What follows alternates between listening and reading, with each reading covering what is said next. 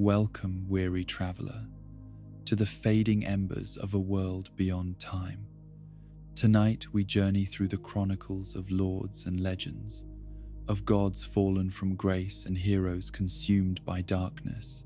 This is the tale of every soul who once stood as guardian, protector, or sovereign, only to become the very trials that test those who would link the fire. From the first flames of creation to the final cinders of a dying age, we'll explore the tragic origins of those who became bosses, enemies, and obstacles in a world where hope flickers like candlelight in an endless night. Rest now, and let these stories of ancient glory and inevitable decay wash over you like ash on the wind. In the beginning, before the concepts of light and dark held any meaning, before time itself had learned to flow in the patterns we recognize today, there existed a world of perfect, terrible stillness. This was the age of ancients, a time so distant that even the oldest legends speak of it only in whispers, as if the very act of remembering might disturb forces better left undisturbed in their eternal slumber. The world in those primordial days bore no resemblance to the realms of fire and shadow that would follow. It was a place of unrelenting grey, where towering arch trees stretched toward a colourless sky like the pillars of some vast empty cathedral. No wind stirred their massive branches, no seasons marked the passage of years, and no death brought change to disrupt the perfect, unchanging harmony of existence. In this realm of eternal twilight ruled the everlasting dragons, beings so ancient and powerful that they seemed less like creatures and more like living manifestations of the world's fundamental laws. Their bodies were hewn from living stone, their scales harder than the mightiest fortress walls, and their very existence was synonymous with the concept of permanence itself. They were not born, for birth implies a beginning, and they could not die, for death was a concept that had not yet been invented by the cruel mathematics of time. These magnificent beings possessed a wisdom that came not from learning or experience, but from simply being present for the countless eons that had passed without event or change. They understood the world in ways that no creature born of fire and mortality ever could, seeing patterns and connections that spanned geological ages, thinking thoughts that unfolded across millennia like vast, slow symphonies of pure contemplation. The dragons required nothing, desired nothing, and changed nothing. They were perfect in their completeness, eternal guardians of a world that needed no guarding because it faced no threats. Their very presence maintained the delicate balance that kept the grey world stable, their ancient magic woven into the very foundations of reality so thoroughly that the concepts of growth, decay, light, and darkness simply could not take root. Yet even in this paradise of perfect stasis, there existed one among the everlasting dragons who was different, one whose very existence would eventually prove to be the seed from which all future tragedy would grow. This was Seath the Scaleless, a dragon born without the stone scales that granted his brethren their immortality and their perfect integration with the unchanging world around them, where his kin possessed hides of living rock that could turn aside any conceivable attack. Seath's flesh was pale and soft, vulnerable to injury in ways that the other dragons could barely comprehend. His body, instead of the magnificent grey stone that characterized his species, was a sickly white that seemed to glow with its own internal light, marking him as fundamentally different from his eternal siblings. This difference might have been merely a curiosity, a minor variation in an otherwise perfect pattern, but it carried with it consequences that would echo through all the ages to come. Seath could feel the passage of time in ways his brethren could not, could sense the gradual wearing down of his mortal flesh, and could understand with growing horror that he alone among the dragons was subject to the foreign concept of mortality. The knowledge of his difference ate at Seath like acid, transforming what should have been a minor physical variation into a source of overwhelming psychological torment.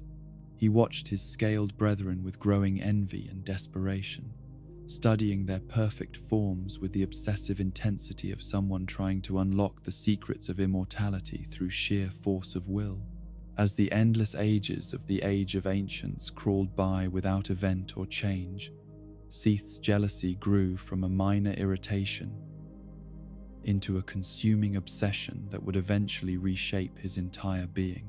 He began to retreat from the company of his fellow dragons, spending vast stretches of time alone in the highest peaks and deepest caverns, conducting experiments and research that his kin could neither understand nor approve of. In his solitude, Seath discovered that while he lacked the natural immortality of his scaled brethren, he possessed something they did not: the ability to change, to grow, to learn and adapt in ways that their perfect permanence made impossible.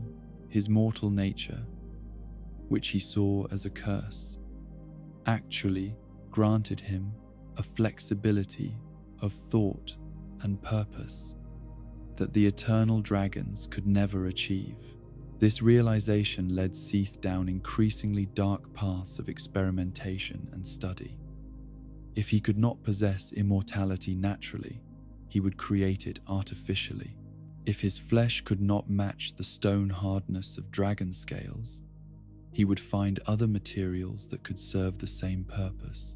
His research led him to discover the unique properties of crystal, that strange substance that seemed to exist at the intersection of the organic and inorganic worlds. Crystals, Seath learned, could grow and change like living things while maintaining the hardness and durability of stone.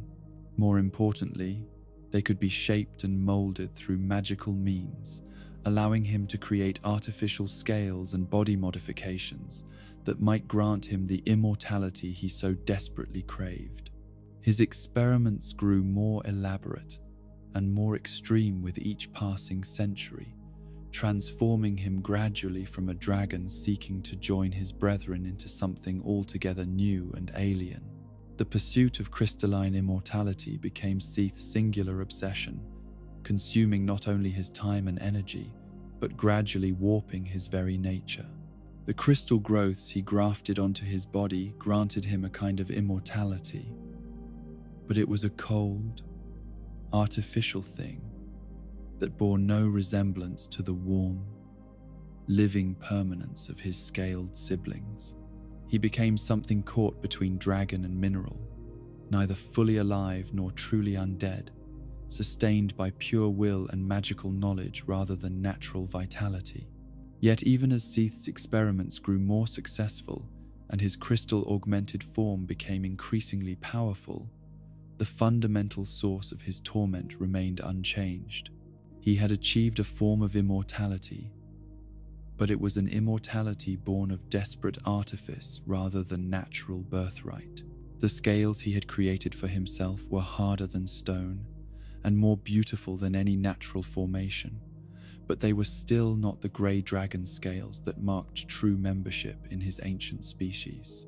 This psychological wound, this fundamental sense of being an outsider among his own kind, would prove to be the crack through which far greater corruption would eventually enter.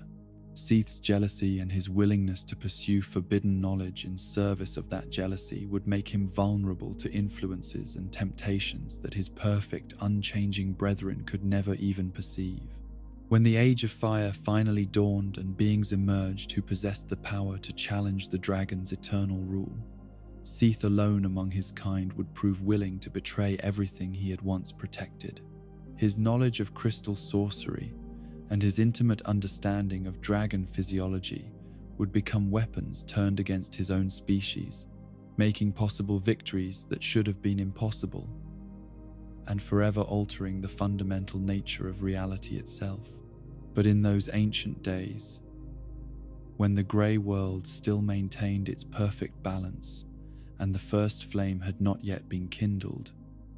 Seath was merely the aberrant dragon, the scaleless outcast, whose experiments were viewed by his kin as harmless eccentricities. None could have predicted that this sad, jealous creature's quest for acceptance would eventually provide the key to their entire species' destruction. The world continued its eternal, unchanging existence, the arch trees reaching toward their colorless sky, while the everlasting dragons maintained their patient vigil over a realm that seemed as permanent as the concept of existence itself. Yet deep in hidden caverns and forgotten peaks, one dragon's jealousy was slowly transforming into something far more dangerous, a hunger for knowledge and power that would eventually consume not only himself, but the very foundations of the world he claimed to love. In another corner of this grey realm, where the boundaries between life and death had not yet been drawn by the harsh mathematics of mortality, there stirred a presence that would eventually become equally fundamental to the world's future transformation. This was the entity that would one day be known as Gravelord Nito, though in these primordial times, he existed in a form so different from his later incarnation that the connection between them seems almost impossible to imagine. In the Age of Ancients, Nito was not yet the terrifying Lord of Death that would haunt the nightmares of countless future generations.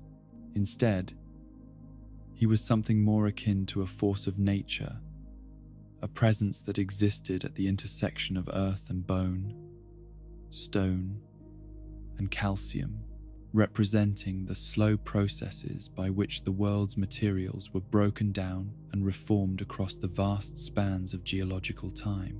The grey world had no concept of death as we understand it, but it did possess cycles of transformation that operated on scales so vast that they were invisible to any consciousness capable of perceiving them within a single lifetime. Mountains were ground to dust by imperceptible forces, reformed into new configurations, and ground to dust again in patterns that repeated across eons. It was these processes of fundamental change that Nito embodied, the patient mathematics by which even the most permanent-seeming structures were eventually reduced to their component elements. This primordial version of Nito possessed a kind of consciousness, but it was consciousness of a type utterly alien to any mortal understanding. His thoughts unfolded across geological ages. His decisions were implemented across spans of time that made the rise and fall of civilizations seem like momentary flickers of candlelight. He was the slow grinding of tectonic plates, the patient weathering of stone by wind and rain, the gradual settling of sediment into new configurations that would endure for millions of years before being ground down and reformed once again. Yet even in this ancient form, Nito possessed certain characteristics that would persist through all his later transformations. There was in him a fundamental understanding of the temporary nature of all physical forms, a deep comprehension that everything built would eventually crumble, everything grown would eventually decay, and everything that seemed permanent would eventually reveal itself to be merely another stage in an endless cycle of transformation. This understanding was not cruel or malevolent in the way that death would later become in the Age of Fire. Instead, it was simply factual, as neutral and inevitable as gravity or the passage of time itself. Nito represented not the ending of things but their transformation, not destruction but the clearing away of old forms to make room for new ones. The presence that would become Nito existed throughout the grey world, manifesting wherever the slow processes of change operated beneath the surface appearance of eternal stability. He was present in the deep places where stone slowly liquefied under pressure, in the high places where wind carved new shapes from ancient rock, and in the forgotten spaces where the bones of unimaginably ancient creatures slowly dissolved back into the mineral matrix from which they had originally emerged. Yet, like Seath's jealousy, this primordial aspect of Nito contained within it the seeds of something far more dramatic and terrible. The patient processes he embodied would eventually accelerate beyond all reasonable measure when the first flame introduced the concept of rapid change to a world that had known only slow, geological transformation. The entity that had spent eons grinding mountains to dust would discover the power to reduce living beings to bone and ash in mere moments. The transformation that would turn this patient geological force into the terrifying Gravelord of later ages lay still far in the future, waiting for the kindling of the first flame and the discovery of the Lord's souls that would reshape the fundamental laws of reality. But even in these ancient days, the presence existed, patient and implacable, understanding with perfect clarity that all things that appeared permanent were merely temporary arrangements of matter and energy, destined to be broken down and reformed in configurations yet unimagined. In the depths of the grey world, where neither light nor darkness held sway and the concepts of beginning and ending had not yet been invented by the cruel logic of mortality, these two forces, Seath's jealous hunger for transformation and Nito's patient embodiment of change itself, waited in their ancient forms. They would endure through all the countless eons of the Age of Ancients, unchanging guardians of a world that seemed as permanent as existence itself. Yet their very presence, their fundamental natures that set them apart from the perfect stasis that characterized their age, would eventually prove to be the vulnerabilities through which change would enter the grey world. When the first flame finally kindled and beings emerged with the power to challenge the ancient order, it would be these aspects of potential transformation that provided the leverage necessary to overturn eons of perfect stability. The everlasting dragons, magnificent in their stone-scaled immortality, would prove vulnerable to Seath's knowledge of their physiology and his willingness to share that knowledge with their enemies. The concepts of death and endings, unknown in the Age of Ancients, would find their perfect embodiment in Nito's transformation from patient geological force to active agent of termination. But in those distant days, when the grey world still maintained its perfect balance, and no fire had yet cast shadows to define the boundaries between light and dark, these were merely subtle variations in an otherwise uniform pattern of existence. The arch trees reached toward their colourless sky. The everlasting dragons maintained their eternal vigil, and the world continued its patient existence, unaware that within its own perfect stability lay the seeds of the most dramatic transformation it would ever experience. Time itself waited in those days, not yet carved into the regular intervals that would mark the passage of ages to come, but existing as a single, eternal moment that stretched from the beginning of existence toward an end that no one could imagine. In this suspended moment between past and future, the grey world held its breath, poised on the threshold of changes so fundamental that they would redefine the very nature of reality itself. When the first flame kindled in the depths of the grey world, it brought with it something that had never existed before in all the countless eons of unchanging twilight: the concept of disparity itself.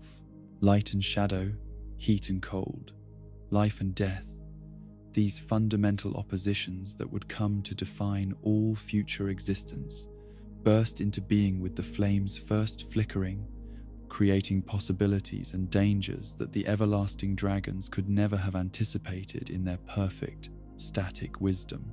From this primordial fire emerged 4 beings who would reshape the world so completely that their names would echo through every age that followed, carved into the very foundations of reality by the tremendous power they wielded and the choices they made. These were the lords who found the great souls within the flame's heart, each one representing a different aspect of the new reality that fire had brought to the grey world.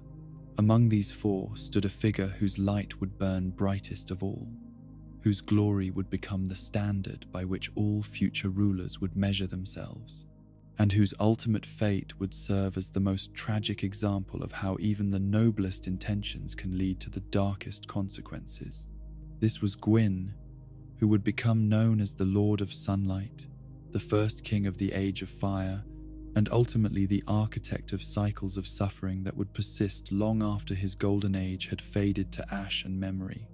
In those early days, when the flame burned bright and the possibilities seemed infinite, Gwyn possessed a majesty that was both terrible and beautiful to behold. He was tall beyond mortal measure, his form radiating the warm, golden light of the sun itself, his every movement graceful with the confidence of absolute power, perfectly controlled. His hair flowed like liquid sunlight, his eyes burned with the steady radiance of noon, and his voice carried the authority of thunder rolling across summer skies. But it was not merely Gwyn's physical presence that marked him as extraordinary. The Lord Soul he had claimed from the first flame granted him dominion over light itself, the power to banish shadows and illuminate truth, to bring warmth to the cold places of the world and growth to the barren wastes. Under his influence, the grey world began to transform in ways both wondrous and terrifying, as colour and vitality spread outward from his presence like ripples from a stone dropped into still water. The realm that Gwyn created in those golden days would become known as Anorlondo, the city of the gods, and it represented everything that the Age of Fire could accomplish when guided by wisdom and noble purpose. Built into the clouds themselves, its towers and spires reaching toward heights that seemed to touch the very boundaries of heaven, Anorlondo was a testament to the transformative power of divine will, applied with perfect skill and unlimited resources. Every stone of the great city was carved from living light, every tower positioned with mathematical precision to catch and reflect the sun's rays in patterns that created an endless symphony of golden illumination. The architecture itself seemed to sing with joy, its flowing lines and impossible proportions, creating spaces that felt both intimately human and cosmically divine. Here was proof that the New Age could create beauty beyond anything the grey world had ever imagined. In the heart of this celestial city, Gwyn established his court, gathering around himself beings of power and wisdom who would help him govern the rapidly changing world. His knights became legends in their own right, warriors whose skill and dedication transformed them into living symbols of everything the Age of Fire represented. Chief among these was Ornstein, the Dragon Slayer, whose lightning-charged spear could pierce even the stone scales of the everlasting dragons, and whose loyalty to his lord was so absolute that it would endure long after loyalty itself had ceased to have any practical meaning. Gwyn's family, too, played crucial roles in the establishment and maintenance of the Golden Age.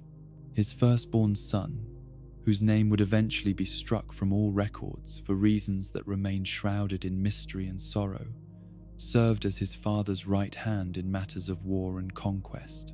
Guinevere, the Princess of Sunlight, embodied the nurturing, life-giving aspects of her father's power, her presence bringing fertility and growth wherever she walked.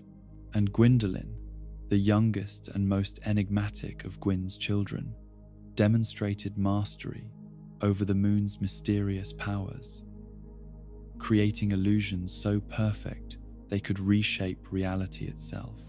Yet for all its beauty and wonder, the golden age of Anorlondo was built upon foundations that were far from peaceful.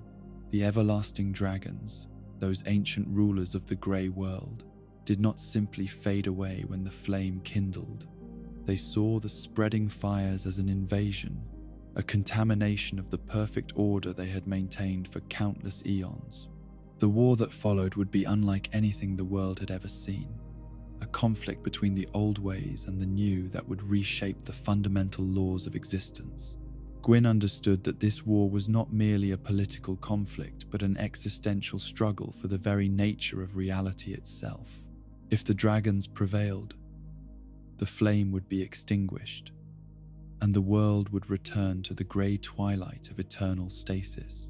If the Lords of Fire triumphed, an entirely new form of existence would become possible, one defined by change, growth, death, and renewal rather than perfect, unchanging permanence. The strategies employed in this ancient war required allies and weapons that the grey world could never have produced. It was here that Seath the Scaleless found his opportunity for revenge against the Brethren who had never accepted him as their equal.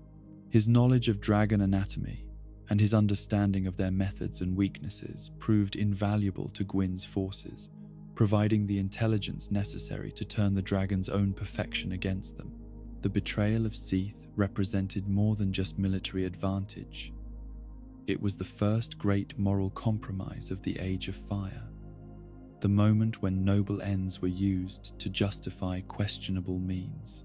Gwyn's willingness to ally himself with the jealous, bitter dragon who had turned against his own kind demonstrated the pragmatic ruthlessness that lay beneath his golden exterior. The Lord of Sunlight would use any weapon, accept any ally, and pay any price to ensure that his vision of the future became reality. The alliance bore fruit in ways that exceeded even Gwyn's ambitious expectations. Seath's crystal sorceries proved capable of piercing dragon scales that had turned aside every conventional weapon, while his intimate knowledge of his species' habits and gathering places allowed Gwyn's forces to strike where the dragons were most vulnerable. More than that, the scaleless dragon's desperate hunger for acceptance and recognition made him a perfectly malleable tool, willing to go to any extreme to prove his worth to his new allies. The war's climax came with the assault on the dragon's greatest stronghold, a battle so fierce and destructive that it left permanent scars upon the landscape that would remain visible for all the ages to come.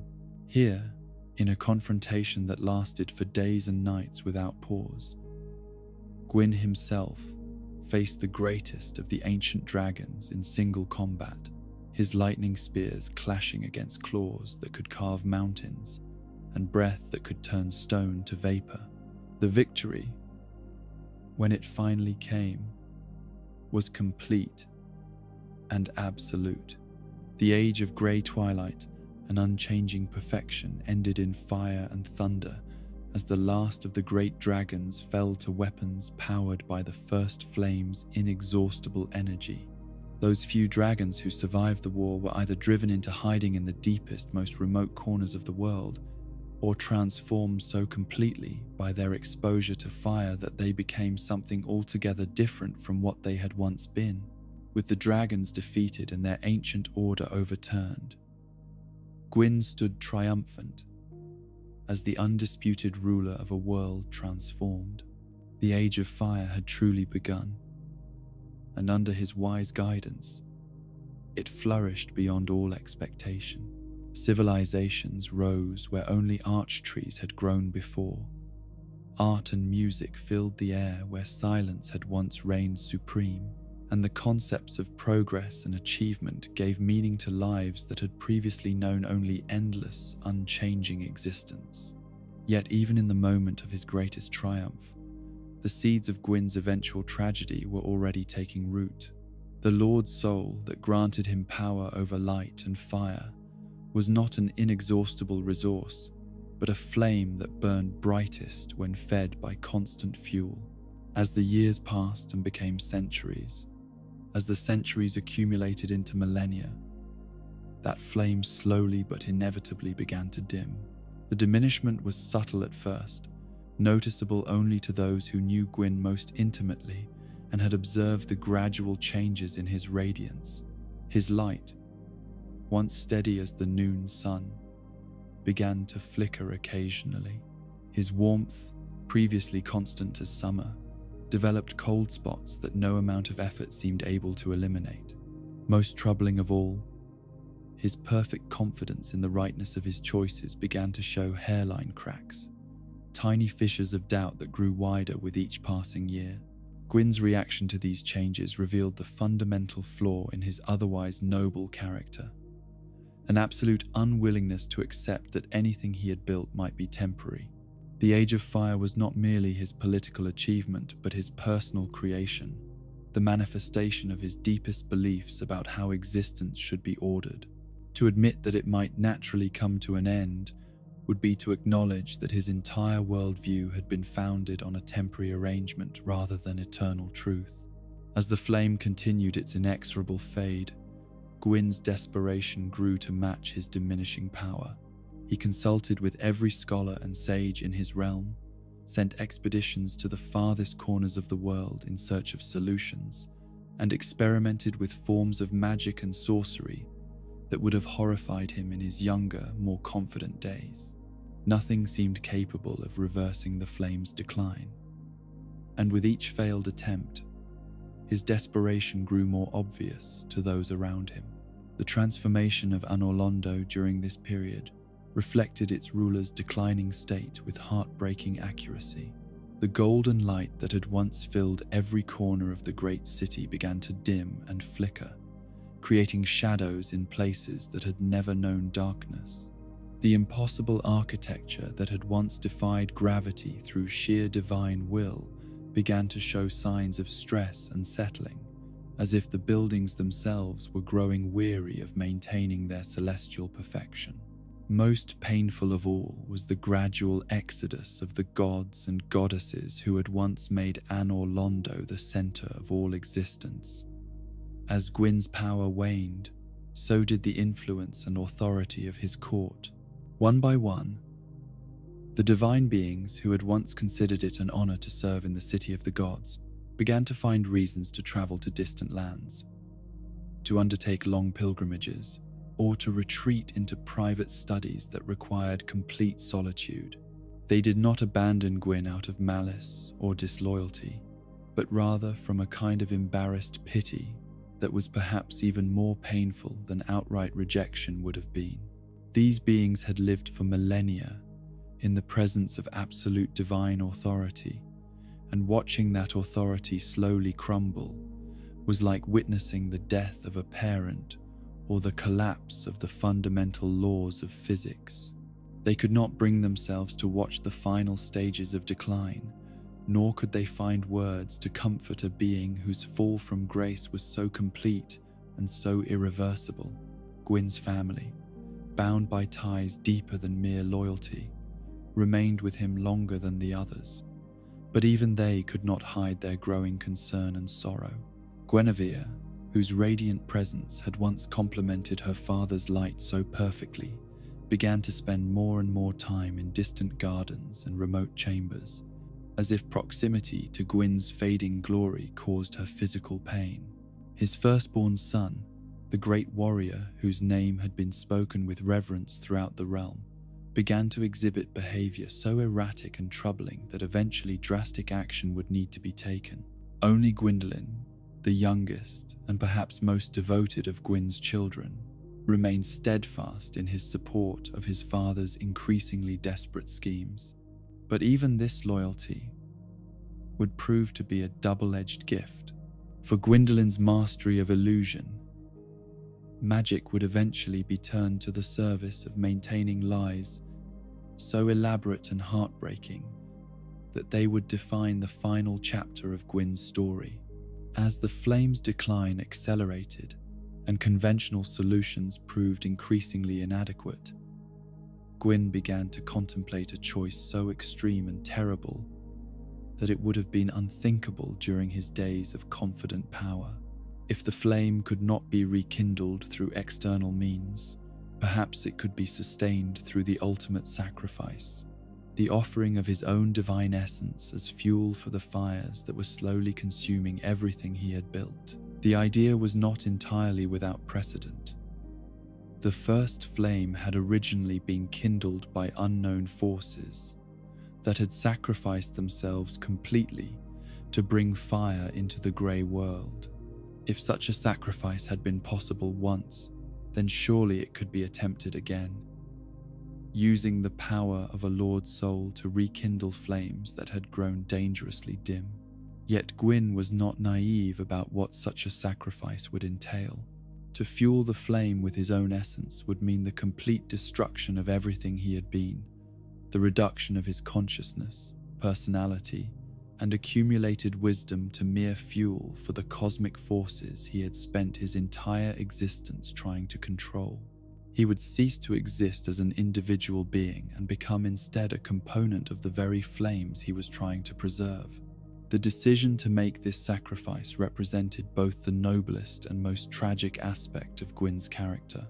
His willingness to give up not merely his life, but his very selfhood for the sake of preserving the world he had created, demonstrated a love for his creation that transcended personal survival. Yet that same decision also revealed the fundamental selfishness that had driven all his choices. His absolute inability to conceive that the world might be better served by allowing the Age of Fire to end naturally and be replaced by something new. When Gwyn finally made his way to the kiln of the first flame, that primordial furnace where the original fire still burned at the heart of all existence, he went alone.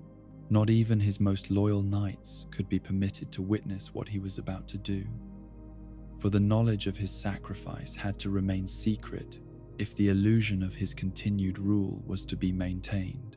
The world needed to believe that the Lord of Sunlight still reigned in glory from his celestial throne, not that he had reduced himself to ashes in a desperate attempt to postpone the inevitable. The transformation that occurred when Gwyn cast himself into the first flame was both exactly what he had intended and completely different from what he had expected.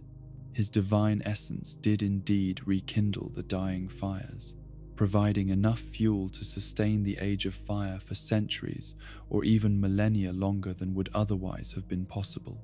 The immediate crisis was averted, the world was saved from the return of the grey twilight, and the civilizations that had grown under his protection were given additional time to flourish and develop. But the being that emerged from this sacrifice was no longer Gwyn in any meaningful sense of the term.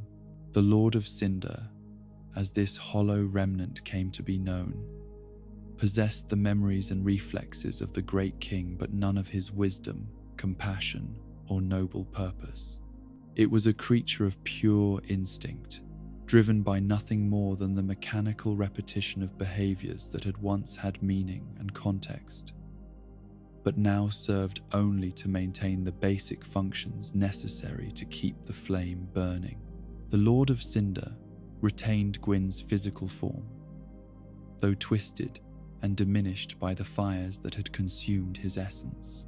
He still wielded the great lightning spear that had once symbolized divine authority, though now it was merely a weapon rather than a tool of justice. He still wore the crown that had marked him as ruler of the gods, though it now sat upon a head that held no thoughts more complex than the basic imperative to defend the flame at any cost. Most tragic of all, the Lord of Cinder retained fragments of Gwyn's greatest virtue, his absolute dedication to protecting others and preserving the world he loved. But without the wisdom and judgment that had once guided these protective instincts, they became mere aggression, causing the Hollow King to attack anyone who approached the kiln, regardless of their intentions or the threat they actually posed. In the depths of that ancient furnace, surrounded by the bones of his knights who had chosen to follow their lord into death rather than live without his guidance, the Lord of Cinder began his eternal vigil. He would remain there, feeding the flame with the last remnants of his divine power, sustained by nothing more than habit and the gradually fading echo of a duty that had once given his existence meaning and purpose. The tragedy of Gwyn's fate lay not merely in his death or even in his transformation into a hollow shell of his former glory. The true tragedy was that his sacrifice, for all its nobility and selflessness, had accomplished nothing more than delaying an inevitable transition. The Age of Fire would end eventually, no matter how much fuel was fed to its flames. All Gwyn had achieved was to ensure that when that ending finally came, it would be delayed long enough for countless souls to be born into a world that was slowly dying, their lives shaped by systems and institutions that had outlived their natural lifespan. The Lord of Sunlight, who had once brought light to the grey world and created wonders beyond imagination, had become the unwitting author of cycles of suffering that would persist for ages beyond counting. His desperate love for the world he had built had blinded him to the possibility that endings, like beginnings, could be necessary and even beautiful in their own way. And so the first and greatest of the Lords of Fire met his end, not in glorious battle or peaceful rest, but in the slow consumption of everything. He had been in service of a flame that would eventually gutter out regardless of his sacrifice. His story would serve as both inspiration and warning for all who came after, proof that even the most noble intentions could lead to the darkest consequences when guided by fear of change rather than acceptance of life's natural cycles. In the kiln of the first flame, surrounded by ash and the memories of better days, the Lord of Cinder waited with infinite patience for the next soul brave enough or foolish enough to challenge him for the right to choose the world's future. His vigil had become eternal, his duty transformed into compulsion, and his love for his creation twisted into the very force that prevented that creation from achieving the peaceful death it so desperately needed.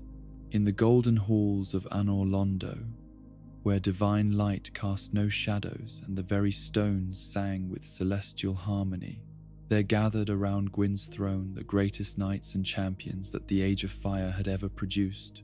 These were not merely skilled warriors or devoted servants, but beings who had transcended the normal limitations of mortality through dedication, courage, and an almost supernatural commitment to the ideals that their lord embodied. Among these legendary figures, none stood taller in reputation or accomplishment than Sir Artorias of the Abyss, though in those bright days he was known simply as Artorias the Wolf Knight, guardian of the sacred covenant that bound the kingdom's defenders to the great wolves of the ancient forest. His story would become the most tragic of all the knights' tales, a perfect example of how even the purest heroism could be transformed into its opposite when confronted by forces beyond mortal comprehension. Artorias possessed a nobility of spirit that seemed to radiate from his very being like heat from forged steel. Tall and powerfully built, he moved with the fluid grace of someone who had spent decades mastering every aspect of combat, until violence itself became a form of art. His armor, crafted from materials blessed by the gods themselves, bore the wolf's head that marked his special covenant, while his great sword hummed with energies that could cleave through the strongest shields and pierce the thickest armor with equal ease. But it was not merely Artorias' physical prowess that made him legendary among his peers. The Wolf Knight possessed a moral clarity that cut through confusion and doubt, like his blade cut through his enemy's defenses. He saw the world in terms of absolute good and absolute evil, with no grey areas to complicate his decisions or slow his responses. This certainty, combined with his incredible skill at arms, made him perhaps the most effective knight in Gwyn's service, capable of accomplishing missions that would have been impossible for any other warrior. The covenant that gave Artorias his title was no mere political alliance, but a spiritual bond that connected him to forces older and more primal than even the Age of Fire itself. The great wolves of the forest had existed since the earliest days of the world, their pack instincts and territorial nature making them natural allies for those who sought to protect the innocent and defend established order. Through ritual and sacrifice, Artorias had earned their acceptance and their aid, gaining access to abilities that no normal human could ever possess. Chief among these lupine allies was Sif, a wolf whose size and intelligence far exceeded those of his lesser kin. Sif was not merely Artorias' companion, but his spiritual brother, a being whose loyalty and courage matched the knight's own. Together, they had faced challenges that would have overwhelmed entire armies, their perfect coordination and mutual trust allowing them to accomplish deeds that seemed more like legend than history. The bond between knight and wolf went deeper than mere partnership or even friendship. They shared a connection that operated on levels beyond conscious thought, each instinctively understanding the other's intentions and reactions in ways that made them function as a single fighting entity despite their different forms. When Artorias raised his sword, Sif was already moving to support the attack. When the great wolf sensed danger, the knight was already positioning himself to meet the threat. This partnership had been forged through countless battles against the monsters and demons that threatened the kingdom's borders. As Gwyn's realm expanded and the influence of the First Flame spread to ever more distant corners of the world, it inevitably came into conflict with beings and forces that predated the Age of Fire and viewed its expansion as an invasion to be resisted at any cost. Artorias and Sif became specialists in dealing with these primordial threats, their combined abilities perfectly suited for confronting enemies that conventional tactics could not defeat. The knight's unwavering moral certainty allowed him to face horrors that would have driven other warriors mad with terror, while Sif's animal instincts helped them navigate dangers that human logic could not comprehend. Their reputation grew with each successful mission, until their names became synonymous with victory over the impossible. Tales of their exploits spread throughout the kingdom and beyond, inspiring young knights to seek similar glory, while reassuring common folk that protectors of such skill and dedication stood ready to defend them against any threat. Yet, as their fame grew, so too did the magnitude of the challenges they were called upon to face. The kingdom's expansion had stirred forces that had slumbered since before the first flame's kindling, ancient powers that viewed the age of light and fire as a temporary aberration to be corrected rather than a new reality to be accepted. Among these awakening threats, none was more dangerous or more alien than the spreading influence of the Abyss itself. The Abyss was not merely another enemy territory or hostile kingdom, but something far more fundamental and terrifying. The physical manifestation of the Dark Soul's power when concentrated beyond all reason or control. Where Gwyn's light brought order and structure, the Abyss brought chaos and dissolution. Where the flame created boundaries and definitions, the dark erased all distinctions and reduced everything to undifferentiated shadow. When reports began to reach Anor Londo of a growing darkness that was consuming everything in its path, transforming entire regions into voids where neither light nor life could survive, Gwyn knew that this was a threat that required his most capable and trusted champion. The mission to investigate and contain this spreading corruption naturally fell to Artorias, whose combination of skill, courage, and moral certainty made him the obvious choice for such a dangerous undertaking. The land of Ulasail, once a peaceful realm known for its scholars and sorcerers, had become the epicenter of this spreading darkness. Ancient magic and forgotten knowledge had been twisted into new and terrible forms, while the very landscape seemed to be dissolving into shadow and madness. Conventional armies sent to investigate had simply vanished, leaving behind no trace of their passage save empty camps and abandoned equipment. Artorias accepted the mission with the same calm confidence he brought to all his duties, seeing it as simply another challenge to be overcome through dedication and righteous force. He had faced demons and dragons, monsters and madmen, and emerged victorious from every encounter. The spreading darkness of Ulasil seemed like merely another enemy to be defeated, another wrong to be set right through the application of skill and determination. Yet as the Wolf Knight prepared for his most dangerous mission, Subtle signs suggested that this would be unlike any challenge he had previously faced. His usually unshakable confidence showed tiny cracks of uncertainty, while Sif displayed an agitation that the great wolf had never exhibited before any other battle. The very air around Ulasil seemed to whisper warnings that bypassed conscious thought and spoke directly to the primitive parts of the mind that still remembered what it meant to be prey. When Artorias and Sif finally entered the corrupted realm, they found themselves in a place that defied every assumption they had made about the nature of reality itself. This was not a battlefield where good and evil could meet in honest combat, but a zone of dissolution where the very concepts of identity and purpose began to lose their meaning.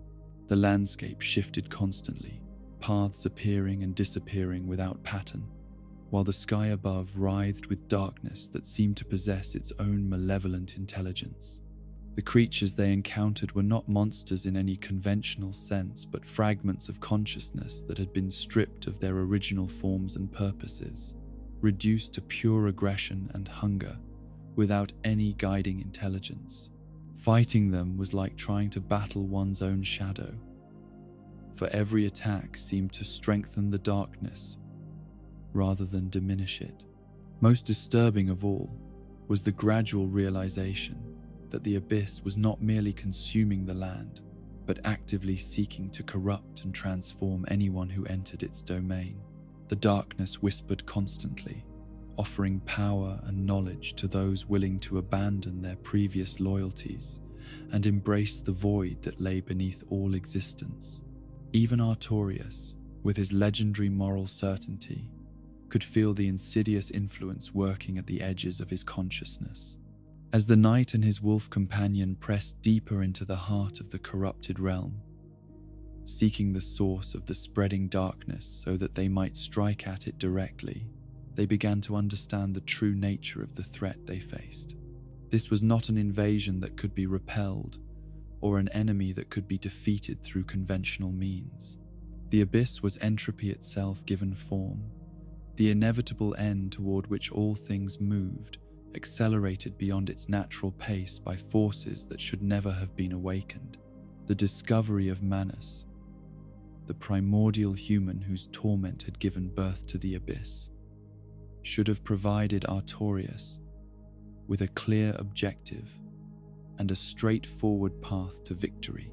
Here was an enemy he could face in direct combat, a source of corruption that could be eliminated through the application of skill and righteous violence. Yet even as the Wolf Knight prepared for what he expected would be his greatest battle, he began to realize that victory in any conventional sense might be impossible. The fight that followed was unlike anything in Artorias' long experience of combat. Manus was not merely a powerful opponent, but a living embodiment of humanity's capacity for suffering and rage, his every attack powered by anguish that had been accumulating for centuries. The knight's legendary skill seemed almost insignificant against an enemy whose power grew stronger with each wound inflicted, whose fury fed on its own pain. More terrifying still was the gradual realization that the battle itself was changing Artorias in ways he could not control or understand. The darkness that surrounded Manus was not merely an external force, but something that sought to enter and corrupt everything it touched. With each exchange of blows, with each moment spent in proximity to the abyss's heart, the knight could feel something alien and terrible beginning to take root in his own soul. The transformation was subtle at first, manifesting as nothing more than slight changes in his fighting style and an increasing willingness to employ tactics that he would previously have considered beneath his dignity. But as the battle continued and the corruption spread deeper into his being, Artorias began to understand with growing horror that he was becoming the very thing he had come to destroy. In that moment of terrible clarity, faced with the choice between his own survival and the safety of his beloved companion, Artorias made the decision that would define the final chapter of his legend. Rather than allow Sif to share his corruption, rather than permit the great wolf to be transformed by the same darkness that was consuming him, the knight used the last of his uncorrupted will to create a barrier of protective magic around his faithful friend. The sacrifice was complete and absolute. Artorias poured every remaining fragment of his pure intentions into that final spell, using his own life force as the energy source for magic that would keep Sif safe from the abyss's influence.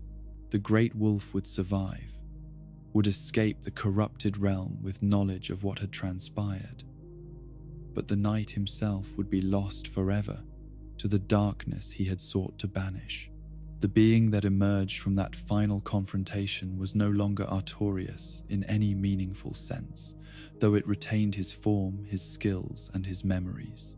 The Abyss Walker, as this corrupted remnant came to be known, possessed all of the knight's legendary prowess, but none of his noble purpose.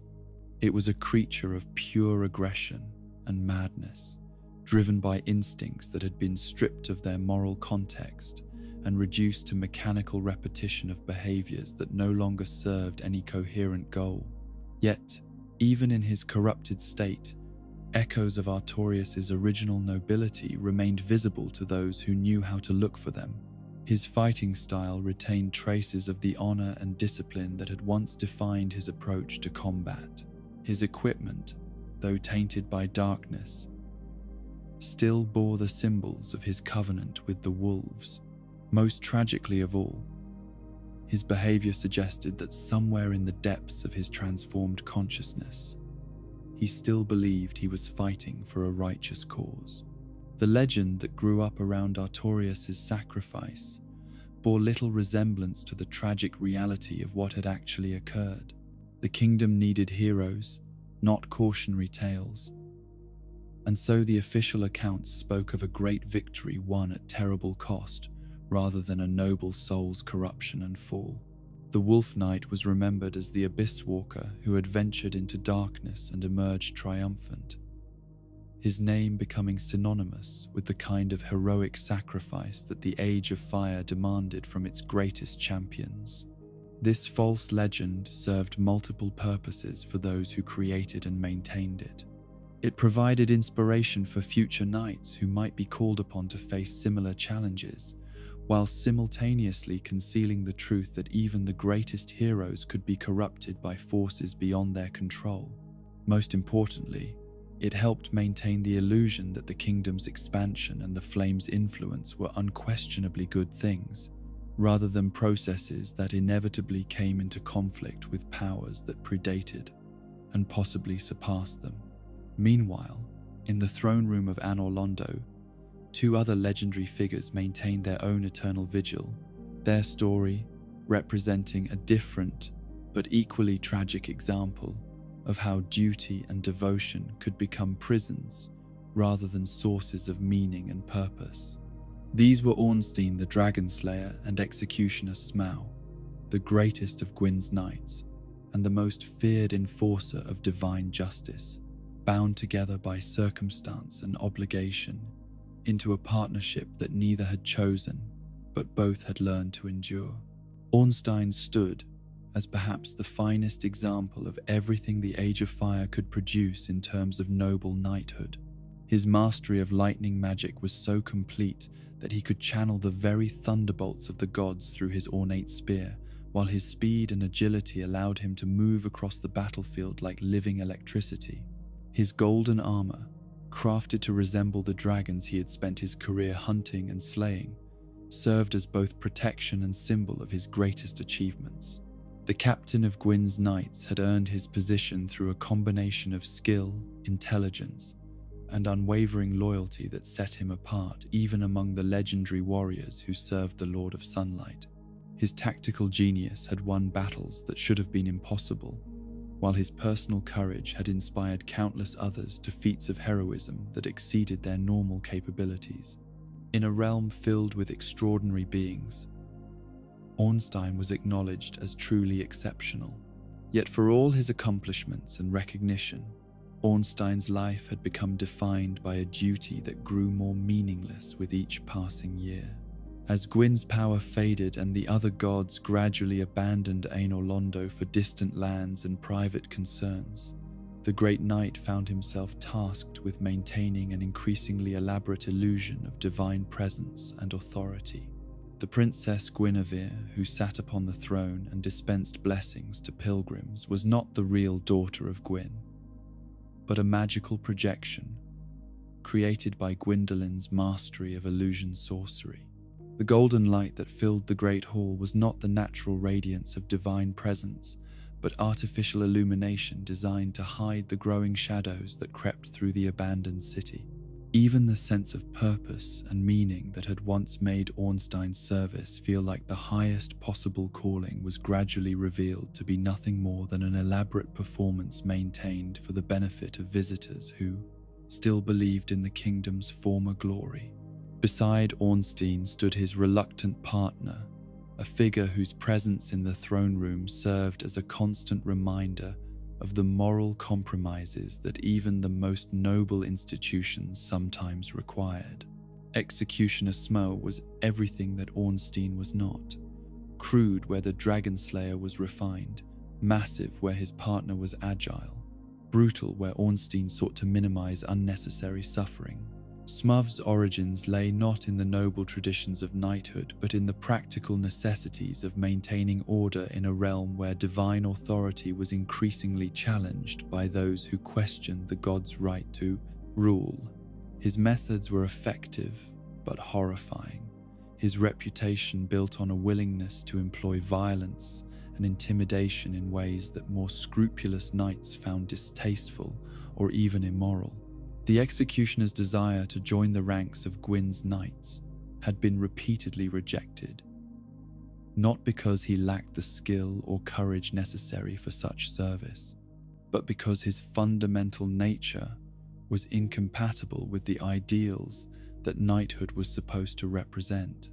His enthusiasm for causing pain, his tendency to view every problem as something that could be solved through the application of sufficient violence, and his obvious enjoyment of his victim's suffering made him unsuitable for roles that required moral judgment as well as physical prowess.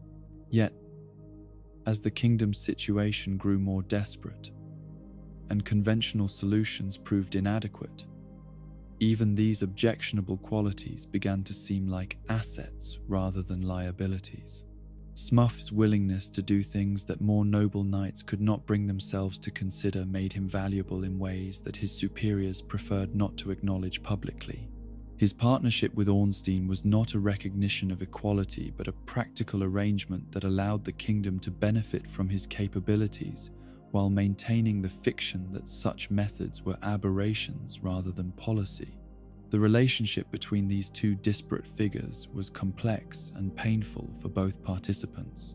Ornstein found himself increasingly isolated from his fellow knights by his association with Smaug, while the executioner's crude attempts at friendship were consistently rebuffed by someone who viewed their partnership as a professional obligation rather than a personal bond. Yet over the long years of their shared service, a kind of understanding had developed between them, born not of affection, but of mutual recognition of their trapped circumstances. Both had become prisoners of their own reputations and abilities, bound to roles that no longer brought them satisfaction, but which they could not abandon without betraying everything they had once believed in. Ornstein's tragedy lay in his gradual realization that the ideals he had devoted his life to serving were slowly being corrupted by the very forces that claimed to protect them. The kingdom he defended was increasingly maintained through deception and violence rather than the noble example he had once believed it represented. His own presence in the throne room, standing guard over an illusion while the real powers had long since departed, served as a perfect symbol of how far the Age of Fire had fallen from its original promise. Smuv's tragedy was different but equally profound. His desperate desire for acceptance and recognition had led him to embrace methods and attitudes that made such acceptance impossible.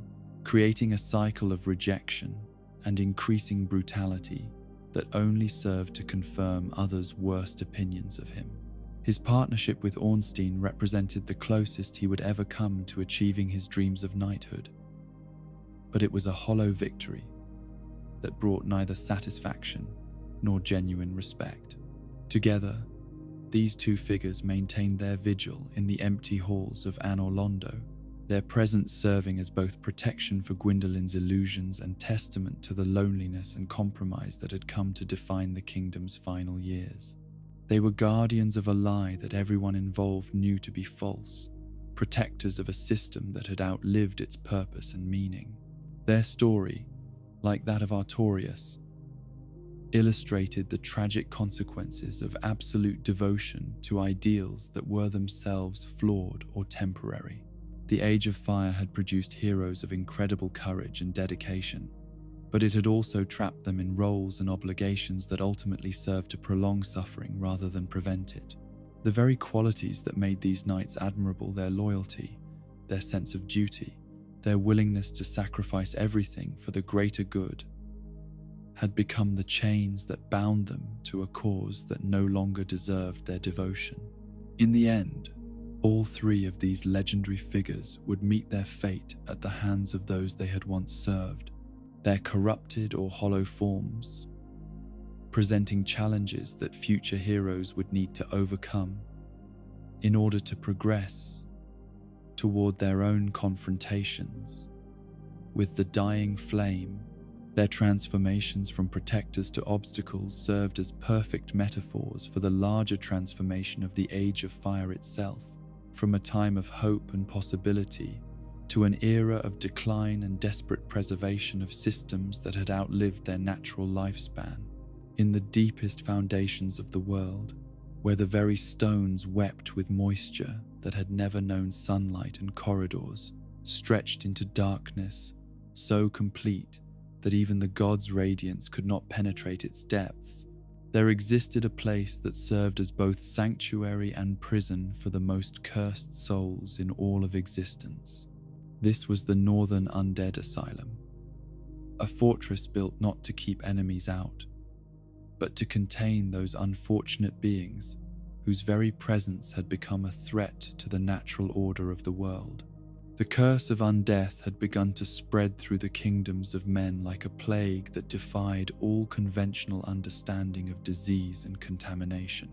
Unlike any malady that physicians or scholars had previously encountered, this affliction did not spread through contact with the sick or consumption of tainted food and water.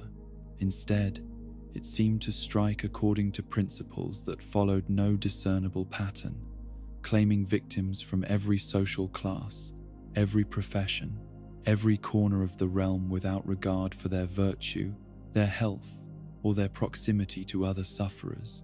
Those afflicted by the curse found themselves trapped in a state that was neither truly living nor properly dead, their bodies continuing to function long after their spirits should have departed for whatever realm awaited souls beyond the veil of mortality. They retained their memories, their personalities, their capacity for thought and feeling, but they were cut off from the natural cycles of life and death that gave meaning and structure to normal existence. At first, the curse seemed almost like a blessing in disguise. The undead did not age as mortals did not succumb to disease or injury in the same way as those still bound by flesh's normal limitations. They possessed a resilience that bordered on the supernatural, able to recover from wounds that would have killed ordinary humans, and to endure hardships that would have broken stronger spirits. Yet, as time passed and the true nature of their condition became apparent, the cursed began to understand the terrible price of their unnatural longevity. Death, they discovered, was not the ending they had always assumed it to be, but rather a temporary inconvenience, a brief interruption in their existence that would inevitably be followed by resurrection in the same cursed state they had occupied before. Each death and resurrection took its toll, not on their bodies but on their minds and spirits. Memories began to fade, personalities started to fragment, and the essential qualities that made them individual human beings slowly eroded away like cliffs worn down by endless waves. The process was gradual but inexorable, transforming the cursed from complex, fully realized people into hollow shells that retained only the most basic instincts and drives. This gradual deterioration into hollowness represented perhaps the cruelest aspect of the undead curse. It was not enough that the afflicted were cut off from the natural cycle of life and death. They were also forced to watch themselves disappear piece by piece, their personalities dissolving away until nothing remained but empty husks driven by hunger and basic survival instincts. The kingdom's initial response to the spreading curse had been predictably harsh and uncompromising. Undead were hunted down and destroyed wherever they were found, their bodies burned, and their ashes scattered to prevent any possibility of return. Yet these extreme measures proved entirely ineffective, as the cursed inevitably returned from death, regardless of how thoroughly their physical forms had been destroyed. As the futility of violent solutions became apparent and the number of undead continued to grow, more thoughtful rulers began to consider alternative approaches to managing what was clearly going to be a permanent problem. If the cursed could not be destroyed and showed no signs of recovering naturally from their condition, perhaps the most humane solution was to segregate them from the general population while providing them with some measure of care and protection. The Northern Undead Asylum was built as the most ambitious and comprehensive attempt to implement this more compassionate approach. Constructed in a remote location far from any major population centers, the fortress was designed to serve as both a refuge for the newly cursed and a secure facility for those who had already begun to succumb to hollowing. The asylum's architecture reflected the complex and contradictory nature of its mission. On one hand, it was clearly a prison, with massive walls, barred windows, and guard towers positioned to prevent escape, rather than to repel invasion. On the other hand, it contained facilities that suggested genuine concern for the welfare of its inhabitants. Libraries and workshops, where the less deteriorated undead could occupy themselves with meaningful activities. Medical facilities where healers attempted to slow or reverse the hollowing process. And private chambers, where those who retained their sanity could live in some measure of dignity and comfort. The staff of the asylum consisted primarily of clerics and knights of various holy orders, individuals whose religious convictions gave them the strength and motivation necessary to work with beings that most of society preferred to forget existed. These dedicated souls understood their mission not merely as a form of custody, but as a sacred calling to provide comfort and hope to those who had been abandoned by fate and circumstance. Chief among these noble guardians was Oscar of Astora, a young knight whose compassion and dedication had led him to volunteer for service in one of the most thankless and dangerous positions in all the kingdoms. Oscar possessed the kind of idealism that was both inspiring and heartbreaking, a genuine belief that even the most hopeless situations could be improved through the application of sufficient courage and determination. The knight had come to the asylum filled with plans for reform and improvement, convinced that the undead curse could be managed and perhaps even cured through the right combination of magical research and compassionate care. He spent long hours in conversation with the more lucid inmates, documenting their experiences and searching for patterns that might reveal the curse's true nature and weaknesses. Oscar's dedication to his charges went far beyond mere professional obligation. He learned their names, their histories, their hopes and fears, treating them not as dangerous monsters to be contained, but as suffering people deserving of respect and kindness. His rounds through the asylum were marked by small acts of compassion, bringing books to those who could still read, sharing news from the outside world with those who remained interested in such things, and simply listening with genuine attention to the stories and concerns of beings that the rest of society had written off as lost causes. Yet for all his noble intentions and tireless efforts, Oscar gradually came to understand the true scope of the tragedy he was attempting to address. The hollowing process was not something that could be stopped through willpower or good intentions. It was as inevitable as the tide, as relentless as time itself, transforming every undead soul into an empty shell, regardless of their virtue, their intelligence, or the care they received. The Knight watched in helpless sorrow as inmates he had come to consider friends slowly lost their personalities and memories, their conversations becoming repetitive and mechanical before finally ceasing altogether. Those who had once shared their hopes and dreams with him gradually forgot not only his name, but the very concept of hope itself, their eyes growing vacant, and their responses limited to basic acknowledgements of immediate needs. Most devastating of all was the realization that even his fellow staff members were not immune to the despair that permeated the asylum like a toxic fog. The clerics who had once preached about the redemptive power of suffering began to question whether some forms of suffering might simply be too great to serve any positive purpose. The healers who had dedicated their lives to easing pain found themselves wondering whether their efforts to prolong the existence of beings trapped in such hopeless circumstances might actually constitute a form of cruelty. As the years passed, and the asylum's population continued to grow, while its success stories remained frustratingly rare, the facility itself began to reflect the gradual surrender of hope that characterized its mission.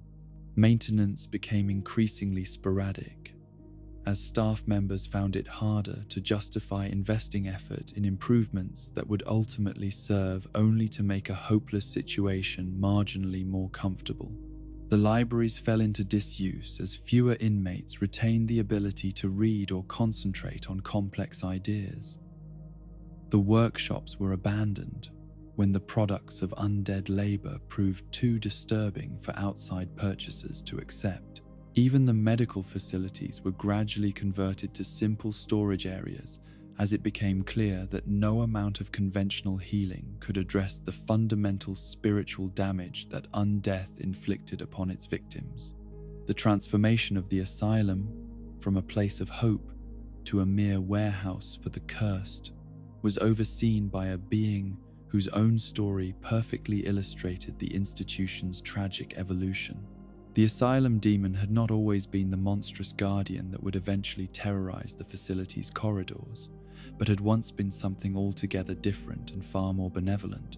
In the early days of the asylum's operation, when hope still flourished alongside despair and meaningful progress seemed possible, the facility had been blessed with the presence of a guardian spirit whose nature embodied protection and care for the innocent and helpless. This being, whose original form has been lost to memory and record, had been drawn to the asylum by the genuine compassion of its founders and the noble intentions that had motivated its construction. The guardian spirit had made itself manifest through a combination of divine magic and concentrated devotion, taking physical form so that it might better serve and protect those who had been entrusted to the asylum's care. In its original incarnation, it had been a being of gentle strength and infinite patience, capable of calming the most agitated inmates and providing comfort to those who despaired of ever finding peace. Yet, as the asylum's mission gradually shifted from rehabilitation to mere containment, as hope gave way to resignation and compassion was replaced by simple custodial duty, the guardian spirit found itself changed by the environment it inhabited. The constant exposure to despair and hopelessness, the daily witness to the slow destruction of human souls, and the gradual abandonment of the very ideals that had originally summoned it into existence began to corrupt its essential nature. The transformation was subtle at first, manifesting as nothing more than increased irritability and a tendency toward harsh discipline rather than gentle guidance. But as the years passed and the asylum's purpose became increasingly unclear, the Guardian's corruption accelerated beyond all hope of reversal. The being that had once embodied protection and care gradually became something monstrous and terrible, its original benevolent nature inverted into pure aggression and mindless violence. The asylum demon, as it came to be known, retained its supernatural strength and its drive to protect the facility. But these qualities were now expressed through brutal attacks on anyone who entered its domain, regardless of their intentions or the threat they posed. The demon's transformation perfectly mirrored that of the institution it guarded. Where the asylum had once represented hope for the cursed, it now served merely as a prison that kept them away from the rest of society.